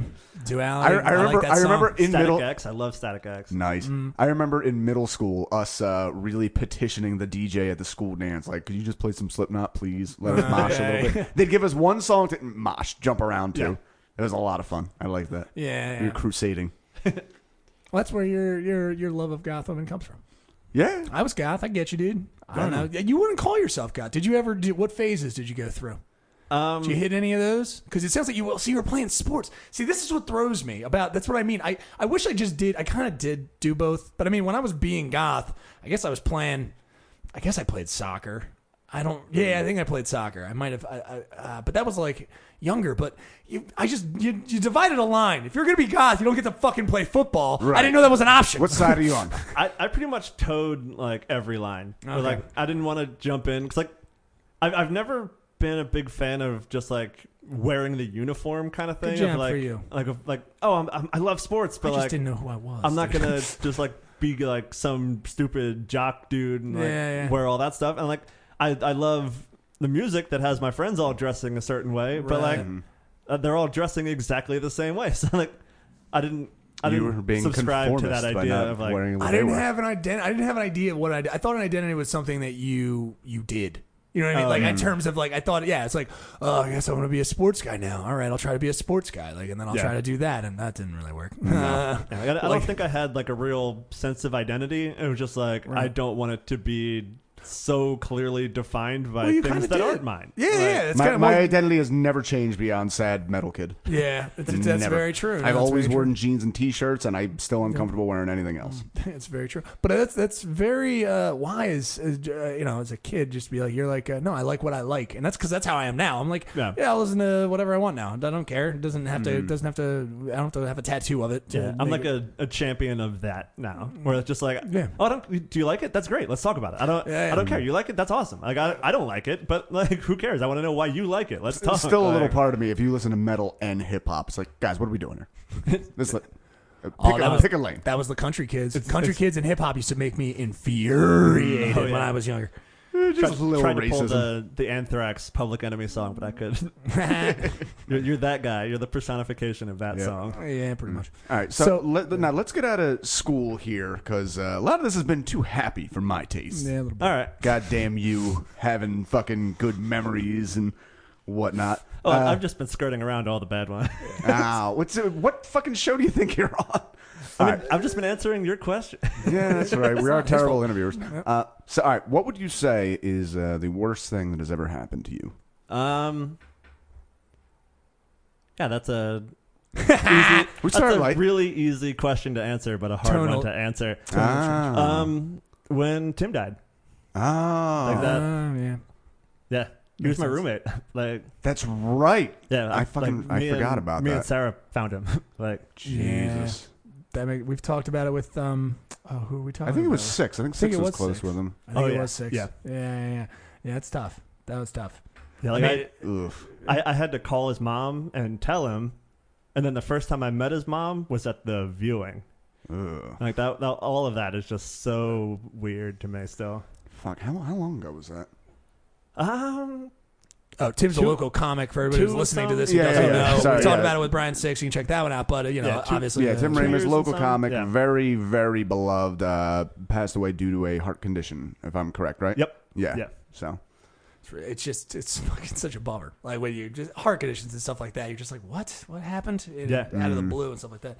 Well, was that's the first death in your life that was like of that? Was there older no, folks in your death? I have plenty of yeah. important deaths of people. No. And I'm way not trying too to compare young. deaths. No, I I'm just saying, mean like there's just a long list of just people just like, ugh, God. right. But is I it told you it's gonna happen. Yeah. Just But too young. Right, too young. Oh, jeez. It's I had one before that wasn't. And I was outside. I'm not in terms of knowing Tim or anything like that. I just mean, but we had. I had seen him and knew he was funny. But when you hear like that, I had 2 people before that young died. Yep. One brutally murdered. Actually, Yeah. very strange fucking story. And the other one just a freak accident. So it's like one of those things. Yeah, you're just like, what is happening with the world right now? So I get it. Yeah, I've had a bunch of cancer. Like one when I was in high school, a friend of mine was cancer, and like the guy who got me into coaching was some like kidney disease and like super young. And Jesus. one of my coaches was super young, was cancer, and like my friend's mom a couple years ago. I think I know where this existential sadness came from. Oh yeah. Like, Yeah. It hit at a young age. I don't know. Why am I happy about things? I don't know. People are leaving all the Yeah, time. right. What the fuck is wrong with you? I think it was like a definite like concerted effort to be like, no, this could happen. Yeah. So, Right. Like, Those young cancer things always freaked me out. I remember being 8 and a kid who was on my baseball team had leukemia. And then he passed away from it. And it was like, it weren't close, but like my stepdad was the baseball coach. Very drunk then too. But he brought me at his house. Just That to one I support. I support him being drunk as the baseball coach. oh, it's hard to coach sober. Exactly. But he brought me to Scott's house just to like hang out with him when he was really sick. And I remember just even like, this isn't right. Oh yeah. Like nothing about this is right. And somehow I didn't put it on myself, despite being a very hypochondriac adult. I didn't put it on myself like this could happen to me. See, I don't think like for the one in high school, like I don't think it even set in that like this is what's happening. 'Cause, like there was a couple times that we hung out where like things seemed to be getting better, and like she was able to come out and we hung out, and then like even then we're like you see like things are off, but like you don't even consider the possibility, Right. Yeah. and then it It's just happens, gone. and then even then it's like, well, Dude. that happened, but like Yeah. I don't like put it on me of like, no, that's the world. Like Right. it could happen anytime. One, to underline that, one of the saddest fucking things I've ever seen. I talked about on the show, my ex-girlfriend Jessica Laskowski passed away of a brain aneurysm on my 18th birthday out of nowhere. At the funeral was another girl who was very close with Jessica. I completely forgot, Kelly Mulligan. She'd gone to school with us, and she had some like terrible blood cancer. And to see her at her friend's gravesite, like she'd already come to terms, like I'm gonna be the first to go, and everyone's gonna be gone, and I'm gonna be gone, everyone's gonna be there for me, and then she's at her friend's, just like that. It was fucking, and then fucking 6 months later, she was buried like 15 feet from her. Do you think she was trying to, scout out spots or Just mad we're she trying to lost- make things. try to find a Listen, the whole good point of plot. this. Yeah, mad she lost the race. Yeah. Well, Jessica, you always have to top me. Why? fucking. Also, it's got to be a bummer. It's just like, man, I hope mine is good. I hope it's as good as this one. Oh no, This has it been pretty good. definitely took some of the sting away. When she died, it's like, We know how this goes, everybody, Yeah, right? We've Ah, gone that's through all fucking these rough. paces. Yeah. Janie come lately. Yeah, that's fucking. That's fucking rough. God. That's eerie. Yeah. Just you got to be standing there. Just I don't even know if I talked. I would try to talk to her, but Oh yeah. how do It's- you feel? It's, like that's one of those It's situations. hard enough talking to people who are healthy and mourning. Like, Yeah. Yeah. Oh god. All right. So, what's the worst thing you've ever done?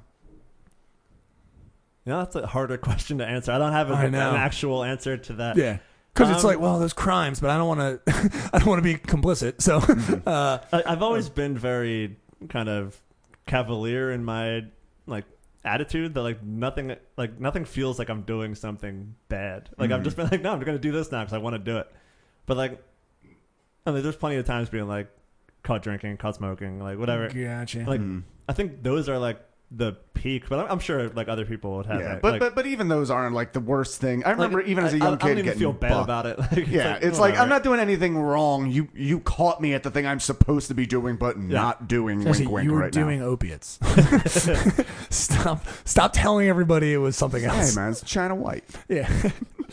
But no, I get you. All right, so just kind of. Like I'm always very good at like coming up with my logic before I do something. Oh, you're rationalizing the shit out of this. Oh yeah, so like, yeah. like I go into a moment. It's like I've already thought about like the pros and cons of like everything that could happen from it. That like Right. I could get in trouble for this, whatever, but like, I'm gonna do it. So Okay. this is why I'm gonna do it. And like as long as it, like I can justify it to myself, I have Any a hard regrets? time, Any B&Es? Any small petty crimes you might have committed that you're like, ugh, that was stupid. I remember we threw a chlorine bomb into a 7-Eleven trash can Jesus and then Christ. walked away thinking we had longer before it went off, and then we were like 5 feet away and it blew up. This is And what we happens ran. in the suburbs, people. This is, yeah. You guys this never is the set off a nonsense chlorine that we bomb? get up to. I should set off a chlorine bomb this summer. It's been a while. Ever set off a chlorine bomb? No. All right, here's what you do. You take if you have a pool, you take like We have so far done a bunch of we made fun of music. We're also about to give out bomb information. That's right. I love you, buddy. So I love you so much. You take half a puck of pool chlorine and you break it apart into little bits. You put it into an empty 2-liter soda bottle. Then you take a tiny bit of rubbing alcohol. I'm talking maybe a measuring cup, and you pour it in, and then you tighten the thing, and then get the fuck away because that gas is reacting volatilely, and it's gonna blow that fucking thing. I still have a scar on my big toe from decapitating it all. And it sounds like a shotgun going off. I've done that before with just like lighter fluid in a soda can kind of thing, where you just like fill the can back up with lighter fluid. And it's Okay. like, all right, well, I'm going to throw it in the fire. And then whichever way it ends up pointing, I hope you're not next to it. You were that asshole. Throw a Like- full beer into Like, the it was- fire sometimes. It wasn't Full of like I was- gasoline, yeah. It wasn't like I was surprising people. Like, it was all of us would be Oh. like, Yeah. "What? I wonder what's going to happen." So, You like, know- we would, like, huddle together and, like, throw it in there. And, like, all of us would, like, go behind a bush or whatever. And, like, it would just start shooting fire off in different directions. Of course. Okay, 2019 goals. We need a blowing shit up bonfire party, and we need a makeout party. Gotcha. Let's get on this. Dan will promote. Are they the same? They could be. It'll be way easier for me to get on board if they're the same. Okay. To be honest, you're not going to get a lot of them in the same room for both. So they're comics. They're busy. All right. So, Dan, if somebody were to murder you, who would it be, why, and how? You know you've got enemies out there plotting. I don't know. Let's see. Who... Or a friend who would snap on you in an instant, Yeah. maybe. Could You be a know, loved one. I More could- than likely a loved I one. can't think of a situation that would happen that way. I feel like the Where a who... friend would snap on another person. Sorry to interrupt you. What? Oh, am I missing something? No, that no, no, no, happened? no, no, no. Dan, you go ahead. Everything's fine. What? Okay. You're fucking dead. What? Go ahead, dude. No, I apologize. I feel like if I got murdered, it wouldn't be by somebody close to me. Okay. It would be me making fun of a situation that's happening with strangers and having one of them be not the right person to be making fun of. Like there's very often where because I get That's your quippy. I get quick. very mischievous and like especially like when I'm in like places where Those Virginia boys with that face, dude, real mischievous. well, I'm not like super comfortable. I'll just get like real mischievous and just like start like moving things to where they don't belong, and like all the like small time pranks, but a lot of them at once. Yeah, you're like a gnome. So like it's only really a matter of time before like that pisses off somebody. See, I had How do this- you think they'd murder you? Probably strangle. Just straight. Just go Yeah, right yeah. for it. Oh, crap with passion. I had this happen recently. I was at Oregon Steaks at 10th and Oregon. Yeah, you've been right, there? Yeah, right up the street. It's yeah. fucking awesome. I love that place. I went up a few weeks ago, late, I think past midnight, and there was just this gaggle of South Philly garbage women picking a fight with some dudes from like a bachelor Those party. are our neighbors. How dare you? They are very nice. Well, Tina's no. nice. It's the girl. Tina's nice. It's the girl who's like 22, clearly has like 3 kids at home, drunk as fuck, and she's like Yeah. punching a bigger dude who's just trying to block her.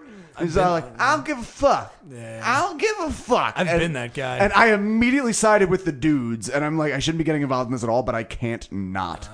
So I'm like dropping one-liners here. Even like, guys, I know it's South Philly and you have half-white babies to get home to. And just like, Jesse, this isn't good. This will turn against you in a second. But Yeah, you'll get the wrath of both parties. that's right. But it was hysterical because the cops showed up and all of a sudden these women had manners and they just walked away. Yeah. Oh, I hate city garbage. Yeah, that's the way it goes. Oh, one of the things I wanted to get into, we talked on the way up here. You, like me, suffer from panic attacks. Oh yeah. Is that a lifelong thing? No, it actually started probably like 2006, 2007. How old were you then? Let's see. I was 18, 19. Okay, they started a little later for me. They started like 23. Did they run in the family?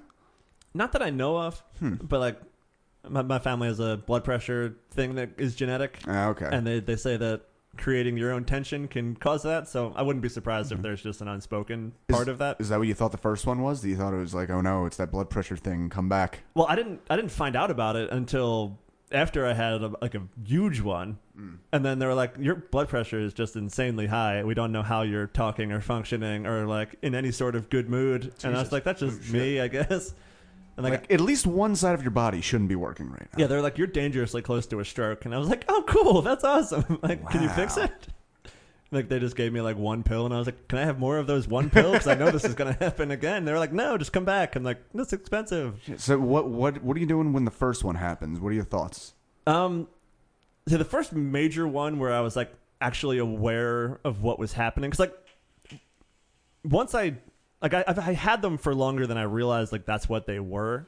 I But got you. the one that put it over, I was living in Boston, and the Phillies made the World Series 2008, Fuck yeah. and I didn't have a job. I had that's a big part of the stress. Is I was living in an apartment I couldn't afford without a job, and like all my friends had day jobs. So like throughout the day, I would just be sitting in this apartment because I couldn't afford to go out. I would just be sitting there, just like stewing in my own thoughts and like whatever. So like the Phillies make the World Series. I have no reason not to come home for it. So I catch the bus, I come home, and then I'm down at the stadium for the second part of the game where they won. Right, because it was delayed for Yeah. rain and nobody gave a shit and it pissed me off. I went down for the first part, and like the whole day I was just feeling off for the second one. But I was like, well, I went down for part one. Like, why wouldn't I go down for part two? Like, it could happen here. I want to be down there for it. Yeah, what does feel off mean? Just like Jesse's talked about this a little bit. I always loved like figuring out what the hell is actually happening for like physiologically. for me, like I can tell by like how my mouth feels, if that's like that's always like a telltale sign for me. Okay. 'Cause, like if I have too much caffeine, my tongue will just start clicking. Like it just Oh, becomes shit. like a tick, and The I'm like, fuck? like it's My first one was definitely brought on by caffeine as well. Yeah. I Really? had too much, and what happened was, what starts with for me is, it starts with tension you're not aware of until it's like Oh, yeah. crazy. So it's like you're not noticing anything about your body, and then all of a sudden it's like my shoulders are really tight, and so is the back of my head, and I'm not breathing right now that I feel it. And you get like kind of like an adrenal thing creeping up on you. It's a sense of doom. Maybe you could back this up, particularly with some of your experiences. I've always equated it with like when a panic attack strikes. You know when you like get a call that somebody just died and you get like that floor fell out feeling? Yeah, It's yeah. that same exact feeling. Right. For me. Got you. The, Okay. the part that I would add to that is having gotten that phone call a couple times. it's always had the precursor feeling when the phone rings, when like you're not expecting a call. You're feeling that feeling all the time. Right. Like, you're just sitting in that moment of like something could go wrong. Right. And then when the phone rings, you're like, it's this. This is the thing. So like the phone like could be anything, and like it's like for that it was just the added excitement of the Phillies winning. It's like there was just that extra level of adrenaline just kicked in on what I was already feeling. So you're at the game, the second part. Yeah, I was just down like tailgating in a parking lot, watching on the side of some dude's trailer. And that doesn't surprise me. It was a good thing. I went. Hold on. Sorry, bud. Well, no, I just wanted to drop in this one little thing. I went to just to tag on that. I went to a water park for the first time in many, many years, like 2 years ago, and I used to love it as a kid. Hadn't gone on there, and I went with a friend who was also very anxiety ridden. And as I'm going down these slides, I had to tell him like, I forgot like. Thrilling was also like thrilling and anxiety feel exactly the same. Yeah. It's just one's good and one's bad. And I hadn't felt thrilled in so long that it's like, why the fuck am I feeling anxious? And it's like your whole you don't know what to do with any of this input. Yeah, excited and nervous manifest the same way. Yeah. It's like if you can't like place why you're feeling one or the other, you default to one. And like for me at the time now, I'm like, no, I must be excited for something. I've kind of worked my way to that point, but at the time it was like, what am I nervous about? There's something making me nervous. Shit, you constantly feel like you have a job interview the next day? That fucking blows. Yeah, basically. Jesus Christ. So like, that's a nightmare. And especially when you can't place the cause, so you'll just start kind of spiraling through like, what could it be? Well, then you're concentrating on the feelings even more. And just because you're trying to because stop that's it. the evolutionary thing. You feel in danger, but you don't know why. So you're going to ascribe it to something. Yeah. So all right, so you're just hanging the fuck out. This is tailgating, striking. Checking this out. What do you just drop or what happens? I mean, it was one of those where like there was the big burst of excitement, and like in that moment I could place it. Like I knew what the feeling was. But then as things started to settle out and everyone was kind of getting in their cars and going home or like going down to Broad Street to walk, like I was not coming down. Like I wasn't settling out, and I was like, this is a problem now. Like something is happening. So the hearts gets racing and stuff. Like you're just kind of up, and you get that like chilly feeling where like it might have been like a cold sweat kind of thing, but like outside, so like it just felt cold. Jesus. And like it was like something is changing, and I'm not sure why. And then I ended up walking over to a firefighter, and I was like, I don't know what's going on. Like something's off. I'm not drunk. I'm not high. There's nothing like that, but something's off. And he was like, all right, we're going to get you some oxygen. And like he just set me up with this oxygen tank, and it was like, this is great. This feels fantastic. Perfect time for a cigarette. Yeah. Sorry. And like the dude is like, all right, so you have to stop doing that now. And I was like, why? He's like, because you will die. Like pure oxygen is good to get you going. It's not good. Like it will not sustain you. You will die. Like it's bad for you. I just not know that. Like pure. Yeah. I just see you holding on to the oxygen mask like a fucking wino with his last bow. One more. There was a moment, and like even in that moment of just like overwhelming panic, I was still making the dude laugh, and I was like, no, come on, baby, let me get another little breathe on it. And like intentionally making him laugh, and like at the point I wasn't doing come comedy. on, Daddy, I wasn't in that world yet. Grab the tank, try to run away. I was like, no, come on, just one more, come on. And he was like, no. He was like dragging it away from me. Like a body ant. Now! Hey, put it down now! Stop it! Your lungs are going to get fat if you keep having that much. That's okay. So then you had to be like, okay, well, what the fuck am I going to do now? So then did it come down? Did you come down? That got me a oxygen? couple minutes. Okay. And then, like, just like pure happenstance, my friends, not who I went with, they were parked in the same parking lot. I had not known that prior. I didn't know that they were there. I had no idea. But they were leaving. So, like, I'm sitting by the exit with a firefighter, and the dude rolls down his window. He's like, what's going on? And I was like, I don't know, move over. I'm coming with you. And just, like, left my stuff with my friends in his car. And was like, all right, I'm leaving. I don't care. Yep. And then... But that is one of the big things with panic is, like, there's an overwhelming feeling to escape. Yeah, you just get out of that situation. Because, again, if you have nothing else to blame, like, it's because I'm here. I need to not be here. Yeah, like, anything you can pick and, like, focus on and, like, just be moving. Like, for me, if I'm feeling it coming, just talking changes. Like, I can stop it, not talking about it or addressing any of the concerns, like just talking. Right. No, if I'm really getting a bad one when I'm driving's a big one I had. yeah. Because I was driving one day, I had to drive to New Brunswick for work, and I was really hungover, I hadn't gotten enough sleep, and I just started having panic attacks. And now, anytime I drive far, I get fucking panic attacks. Yep. But He's getting worse. that's right. But good. the first thing I do is I'll call somebody because I can like distract myself enough. Yeah. For a long time, because I wasn't seeing anybody. Like my friends were like working, so like I would just like call my mom and then just walk the streets of Boston and just be like, why am I doing this? And she was like, I don't know. You can just come home. And I was like, shit, you're right. I can just come home. This sounds like a Springsteen song. Yeah. Crying on the phone with mother in Boston. You can come home if you say sorry to dad. I think that's got to be a real song. It must be. It has to be. Yeah. Okay, so that now you just that's like the first one you had where you're like, okay, something's wrong. That was the first time that I was aware of like that it had a name. Right. Like, because I'd had like small ones before that and like whatever. Oh. But like it was just like, no, this is whatever. How did those not get treated, or what did you think was happening? That you had small panic attacks where you I gotta be did honest. what? Once they're gone, you're just so happy you're not having one that you don't really think about past ones. Yeah, and like in the moment, it's like I need to fix this. I need to get with it. But like, Exactly. as soon as it like dissipates, like even just a little bit, if you Yeah. feel yourself like coming down, you're just like The brain all right, can cool. be- I'm done with it. right, I'm yeah. gonna move It on to can the be, next. the brain can be good at forgetting. Yeah. If it wants Because to like forget. I go to a therapist once a week, a very cheap one up at Drexel. That's like a student I don't respect, but they're leaving the school, so they're transitioning me into a new therapist.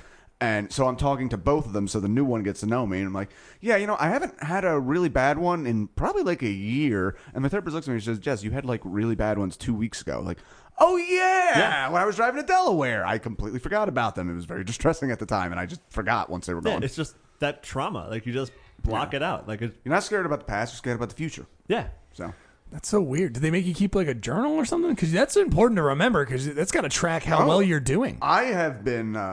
Yeah, you've been keeping. Right? I've been recording phone messages to myself. Oh. How's that working out? Call me now. Do you go back and listen to them? Yeah, wait. I think I'm going to do it right now. So describe. Okay. Wait. Actually. Oh. Well, I just No, go want to ahead, keep understand. I want to just understand. So wait. So while you're having a panic attack, you're recording yourself, or are you listening back to you soothing yourself or something? No, I am recording a panic attack and describing it in the moment. Oh, also, I've been meaning to. Fuck. I'll do that another episode. You're gonna accidentally play some stand up here. Well, no, I actually. My family is Polish, so we sing the Polish birthday song, song and scares he's the creeped shit out out by of it. me. So I record. Scares the shit out of Well, me. I recorded it recently. Fuck you! Don't play that. I don't know it. This is the very end. I hate this. Here It's it comes. creepy. Oh, god damn it! Hold on. Fucking goddamn.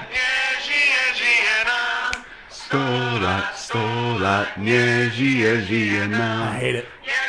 We're coming for you, Neil. I hate it, dude. Think about it. Just think about it. Like, you can't talk right now. Think about it. What if that was just a dark room and you heard that coming out of it? Oh man. I'm serious, dude. That Slow song it scares down, the like, shit out of me. drop the tempo just a little bit. Stola, na mina jula blah, whatever the fuck you guys It's also say. sinister for terrifying. whatever reason. We sing it in a weird time signature. Yeah, that's Because what it's supposed to be 4/4, but we put an extra beat. It's stola, nie żyje nam beat stola. Like it's everything's wrong. It's disturbing. It scared the shit out of me the first time I heard you guys sing it at your birthday. It was just the birthday song settled, and then out of nowhere, Yep. Here there's it just a comes. bunch of people who like came in quicker, and I just walked towards the back. I was like, I don't know what the fuck these weird gypsies are doing, but this scares the shit out of me. I'm gonna listen to that anxiety note in the other room while I get us more water. If you guys keep this afloat for a little Cool. bit, Yeah, we're of gonna be course. hitting into the last section of our podcast. Yeah. All right, cool. Also, thank you, doctor. I was like, we're gonna be in the last stage of this podcast real soon, so Just sit tight. it's a tight. But I mean, these panic attacks, I didn't even know. I've seen you around for a little bit. I don't know if we've ever hung out. Yeah, no, we've never hung out. But I didn't know you suffered from panic attacks, man. I don't really anymore. Is the medicine or whatever you're taking, or do you I take think, anything? like I take blood pressure medicine, and I Yes. think that's enough to kind of relax my head. That like, Right. like if I'm going through it, I'm like, at least it's just in my head. Like there's not a physical bad thing happening inside my Yeah. body. So like that calms it down a little bit. But also, I just hit a point where I was just like, stop doing this. Oh, And, like, okay.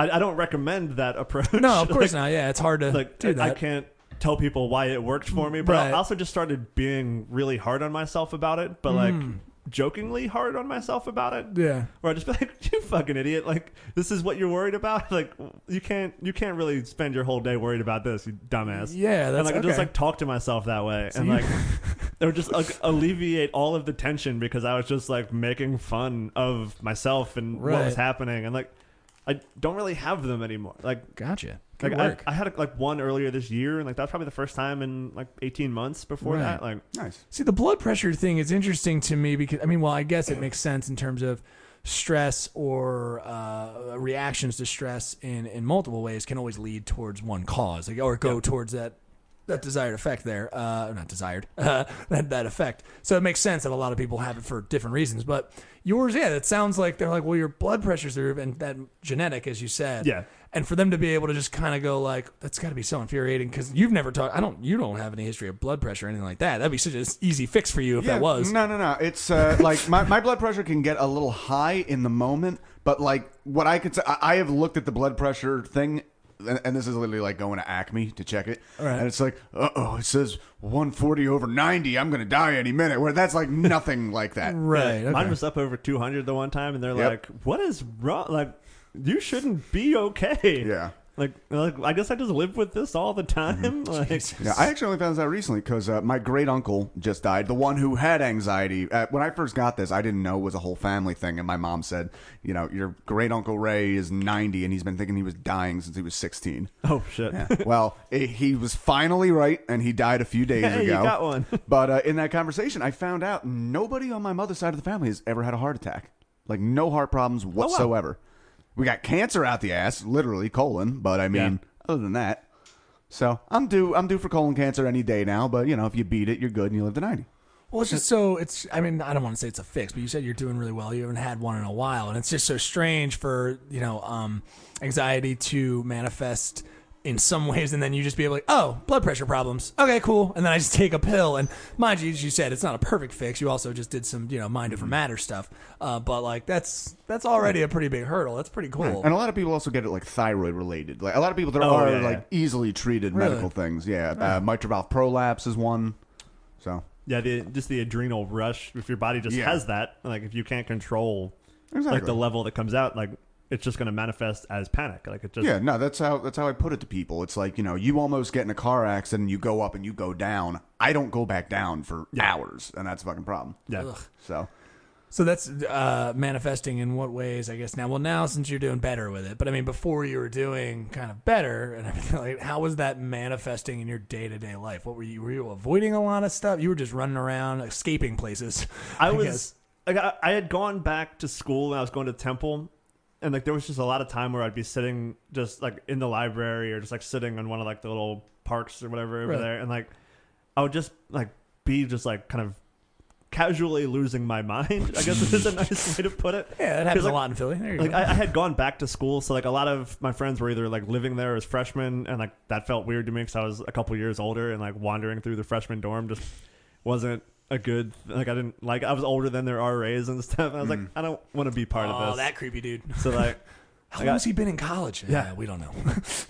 yeah. So I would just like sit there and like I would just just go crazy and just like keep cycling all these thoughts of like, Jesus. you're in college again. Why aren't you making friends? Why aren't you doing this? Why aren't you like putting in a little more effort than you did the first time? Like you're making the same mistakes, and like Gotcha. just keep cycling all of those it's thoughts. like you have a And, like, henpeckish mother-in-law in your head at all times. yeah, Did comedy help at all for you, even Jesse? Or I don't know. Did comedy? Dude, I still depending on get when you very started. tense before sets sometimes, and I just do. I was just talking about that earlier. Like, I do and I don't, but like recently, I just haven't felt any anxiety going into anything. I've also just been exhausted, and like I've just like been driving all over the place and like super long drives. I was in New England for 4 of the last 6 weeks. Oh wow. So like I'm just like running on empty. So like Gotcha. like See, that pulling makes out- him more stressful You're saying yeah. you don't have time for stress because you're. Yeah, it's so I weird. don't. I just can't pull out new feelings right now. It's just, I'm gonna get through this until my body can reset, and then we'll assess again. But just dipping into that right stock now, it's feeling just bag. just get through it.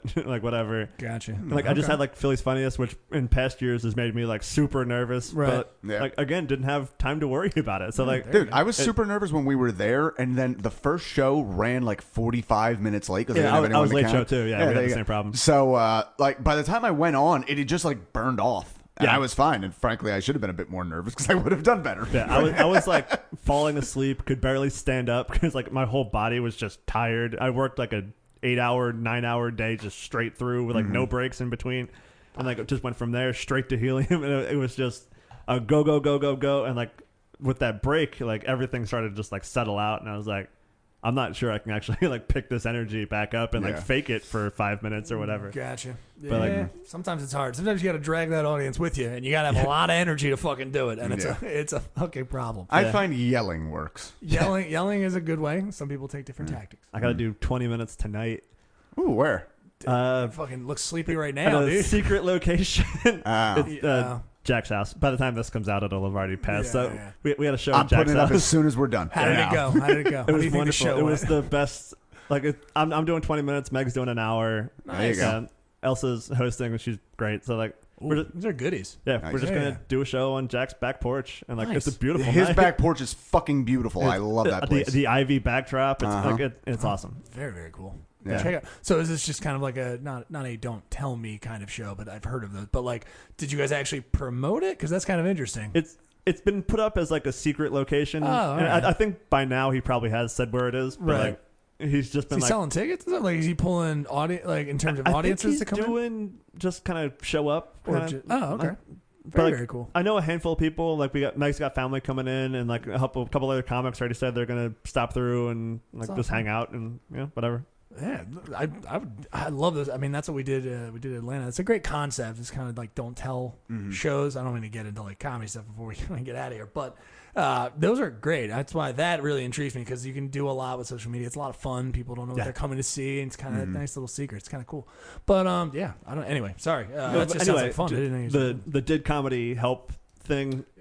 Yeah, like it 100% did. nice. Because like up until that point, like I would make fun of the situation, but like it wouldn't really be an outlet. Right. And then I realized like, oh, I can like craft this for myself. I can like maybe not make fun of like the specific thing that's happening to me. I don't really do Right. that a lot, but like I can just find what I like and what like the joy Yeah. in all of this and like bring fun out and just like put fun into my world and like Yeah. whatever. Like, 'cause, like Nice. before that there was nothing doing that for me. So like I gave myself something that would like fill that void of like, just have fun, do something fun for yourself. Yeah. Because I know sports and stuff sometimes does help, like physical activity. Yeah. You know, Oh, but yeah. I don't know if Yeah. that. Yeah. Okay. I didn't know if you probably weren't getting as much enjoyment as a thing to kind of dissuade the. Well, it's like I was playing football and I aged out of that. Right. Like, Yeah. I'm not Okay. I'm not going to go do that anymore. So Well, you should because Sounds you like a got panic quarter, man. attacks.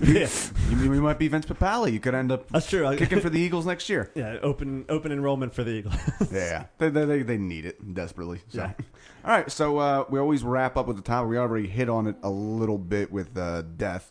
Not going to get into it too much because I think you kind of gave us the answer of what was the worst death you dealt with. But where are you at spiritually? What do you think happens? Where do we go? I think it's just you're done.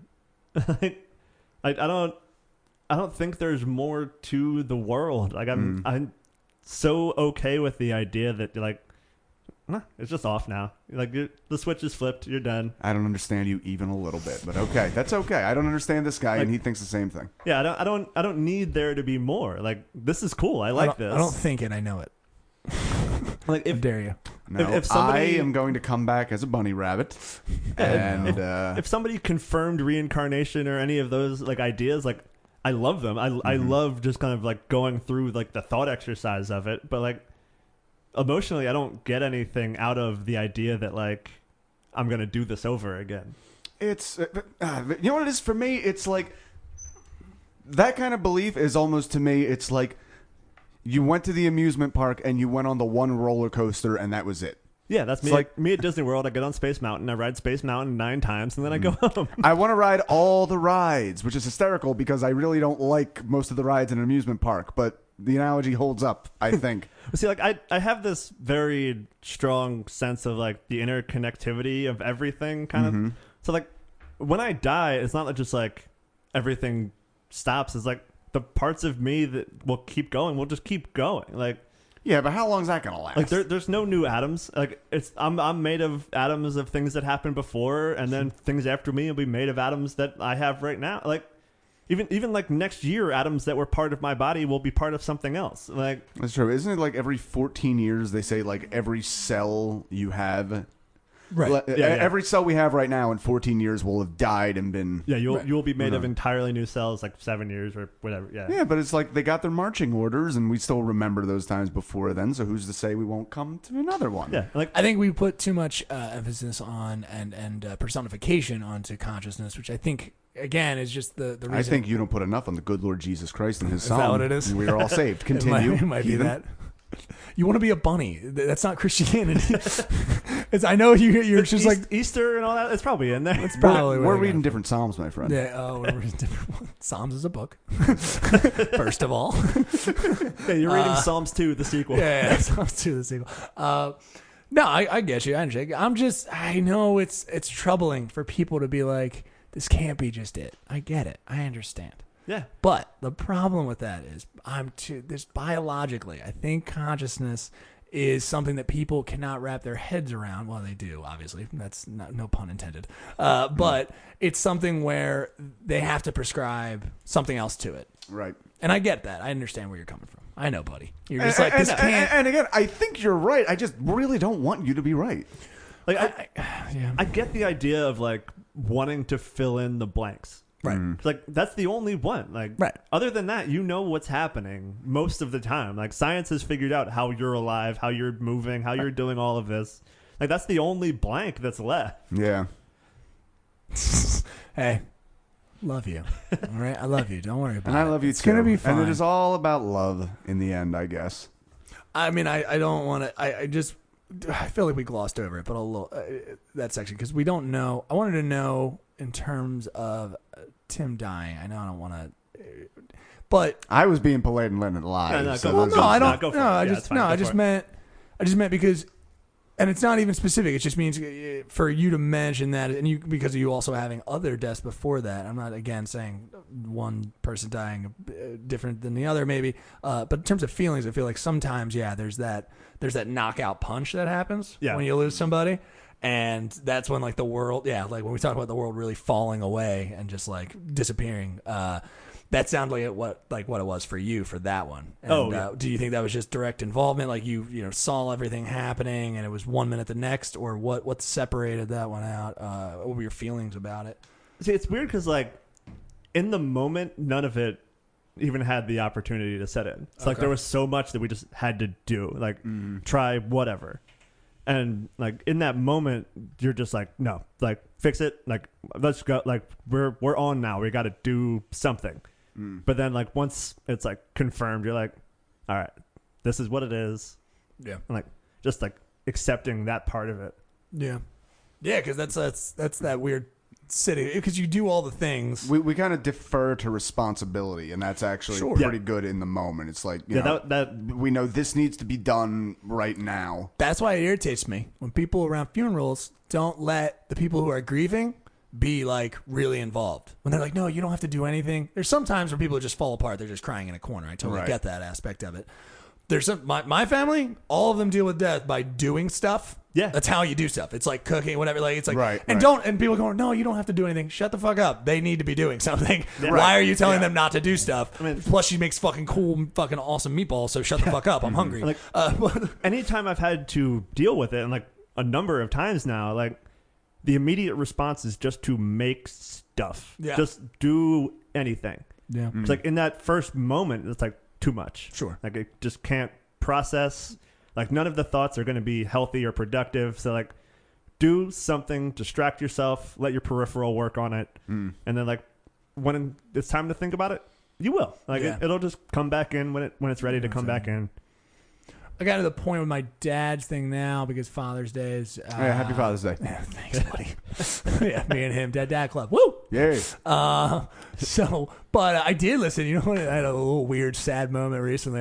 I saw. I was going through my phone, and I just happened to see going over to my phone app, whatever on the, and I'm just like, oh, I'm accidentally in the voicemail one, and I scrolled down, and I saw my dad's name there. Here's the problem, though. I listened to it. And it was just the normal stupid bullshit. So it wasn't really hard hitting. There wasn't any moment like in a movie where he'd be like, "Hey, you know what, son? I just want to say, I don't know if I've said this.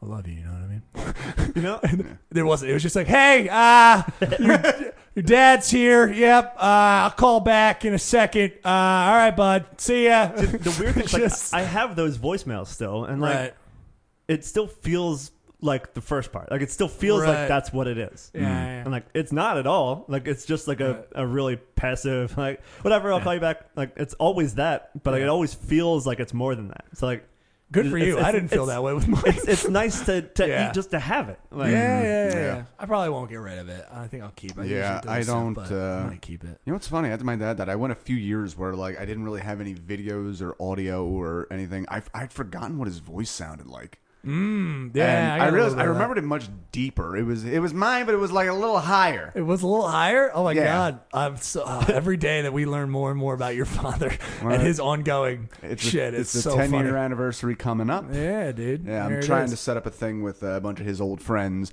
I would love to if I had my druthers, I would have to be like, we're renting out a fucking hall. There's a pulpit. You're going to go up and we're going to tell stories about my dad and I'm going to record it. And all these people are felons and don't want anything to do with any of this shit. That makes sense. So it won't be recorded. Yeah, not the stories that you guys. At least not, they know. But.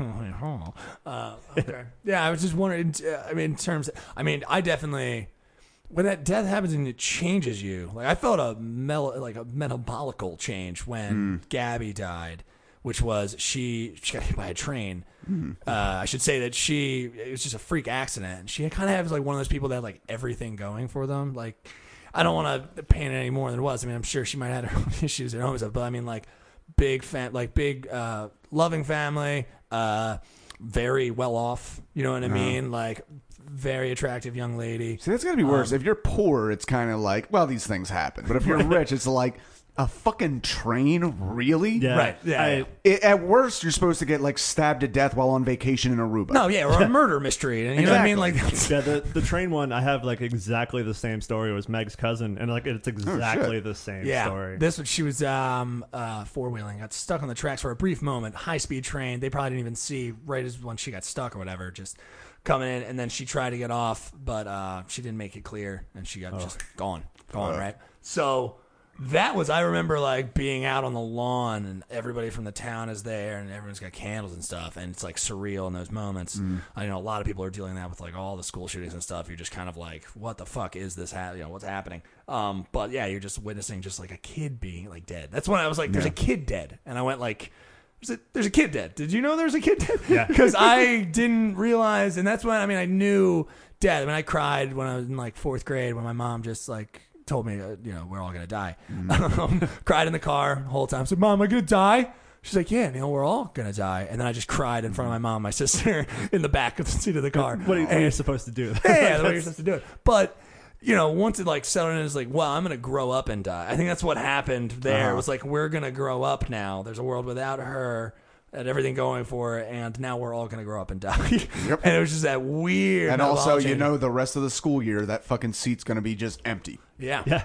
And I feel something with Tim when you're finding something like that, it's a friend, a roommate, and stuff like that. That would change. I would feel that would have a change. I don't know how it changed you. This is unprofessional. Who's calling? I honestly know that if that happened to me in the moment, I'm not even trying to make a joke. I just know how my brain works. If that happened and I found one of my roommates dead, at least 1 second we're going to be well, what happens next month? Am I going to have to pay out of pocket for this? Yeah. Because you go to a dark place. That does become a real concern. Yeah. If they pass on the second and they just didn't get the check in yet.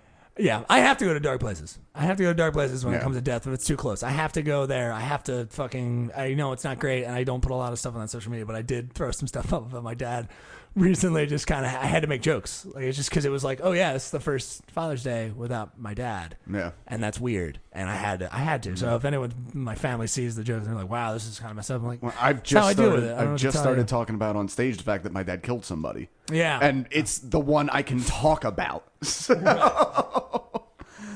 whew. It's really strange. But Yeah, it's interesting.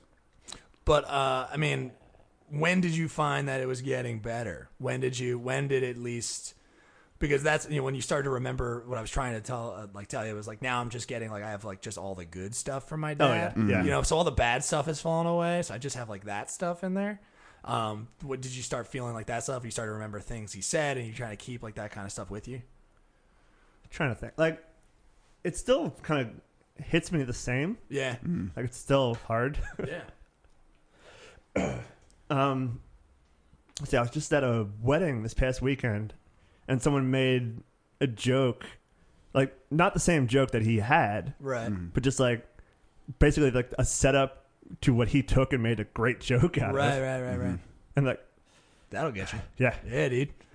and like That'll my get me. head finished the thought, and I was Ah. like, damn it. Yeah. Absolutely.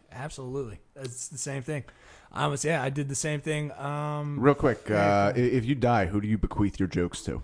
Ooh. I don't think anyone wants mine. I do. No one's like, I need that Mamma Mia joke. Yeah. Well, I don't know. That's a good question. I'd give mine to Rusty Wright. I'd want to see his Oh, he'd little do good stoner work. take Yeah. on it. Yeah. Yeah. Give mine to Chris Rock. That's how I give mine to, Thank dude. you. Mr. Rock, nice to meet you. I have this for you. Yeah. Oh, it's just a phone call. Somebody left their jokes to you. Some guy named Neil Wood. You're going to be getting a PDF in an email form with notes on the side. Sex is hot.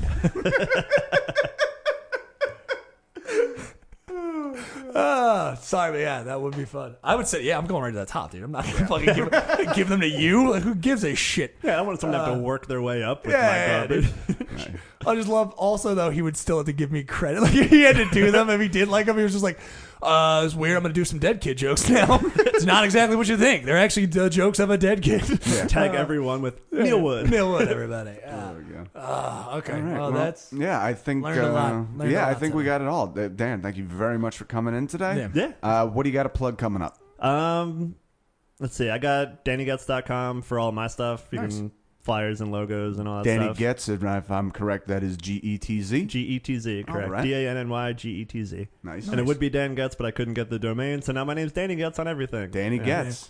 So yeah, I got that. Wasted Robot Records. We're recording Che's album, putting it out later, July 24th and shit. 25th. We're doing that. So Nice. Che Guerrero, friend of the podcast. yeah, absolutely. at Punchline, nice. 2 nights. Yep. Fucking amazing. So excited Nice. for that one. Dizzy, It's gonna yeah, like, dude. He fucking just kills. yeah, Fucking I'm murders. so excited just to get that album out and done, Yeah, and just like dude. out into the world because like People are he's gonna been eat that crushing up. Yes. so much lately. Mhm. It's kind of annoying. It's kind of, it's the thing of just like, oh, why hasn't anyone called him yet? I'm not, Yeah. I mean, Yeah. there's a lot of funny people. I just mean in terms of, hey, it's kind of thing. I was like, yeah, like you kind of go like, yeah. someone should call him Guy who- and Yeah. get him up already. It's Yeah. kind of done. The guy Yeah. who checks all the fucking boxes. I know. Like, He checks all the boxes. he's, It's over. he's young. He's a father. He's an immigrant. Like Right. there's nothing. There's nothing Originality, to dislike about him. presence, And I've everything. seen him in the absolute worst possible situations, and he just like rises above all of them. Yeah, Mm-hmm.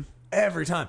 I saw him. Well, let's not get. Yeah, but it's every time. I would miserable, and I would kind of get like a teeter, like a little, like I had a laugh. I was like, all right, well, I'm trying to bring the room up. I'm kind of early on into this one, Yeah. right? And then he would go up and murder. And then I'm just like, all right, so that's a different way to do it. Yeah. You know, you're like, I didn't access that at all. And, like, Okay, the that's hardest fine. part is like he does it in a way that like most people can ride that energy, but like I watch it and I'm like, I can't follow that. Yeah. Like, That- he got the room up. I'm going to ruin all of the goodwill. It's he gonna be just a tone created. change. Yeah. Yeah, gonna like be a no, sound my style. It's just like wait, it's like you can be funny and people like you at the same Yeah. time. That's I don't Yeah. I don't trust this. I took that shift in like the last couple of years of just like, no, I'm going to write about things that are happy and fun and things that I like. Yeah. And like, people are responding to me better as a person. They're not responding to the jokes, but like they're responding to me, and I'm like, I'll take it. That's fine. I got something out of this. Nah, that's my style. I'm funny without being fun.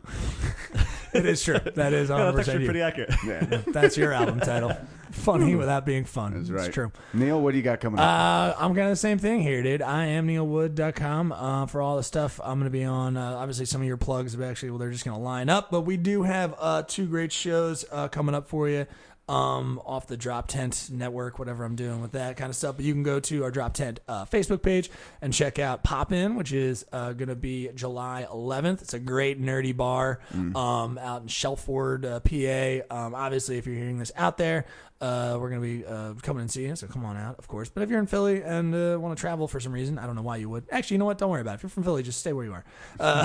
Just anyone in Shelford want to come out in the surrounding area, please come out. It's going to be a great show. Me, Steve Bickle, Ellie Summerling, Adam Nutter, and Mike D'Alto is headlining. Pretty awesome.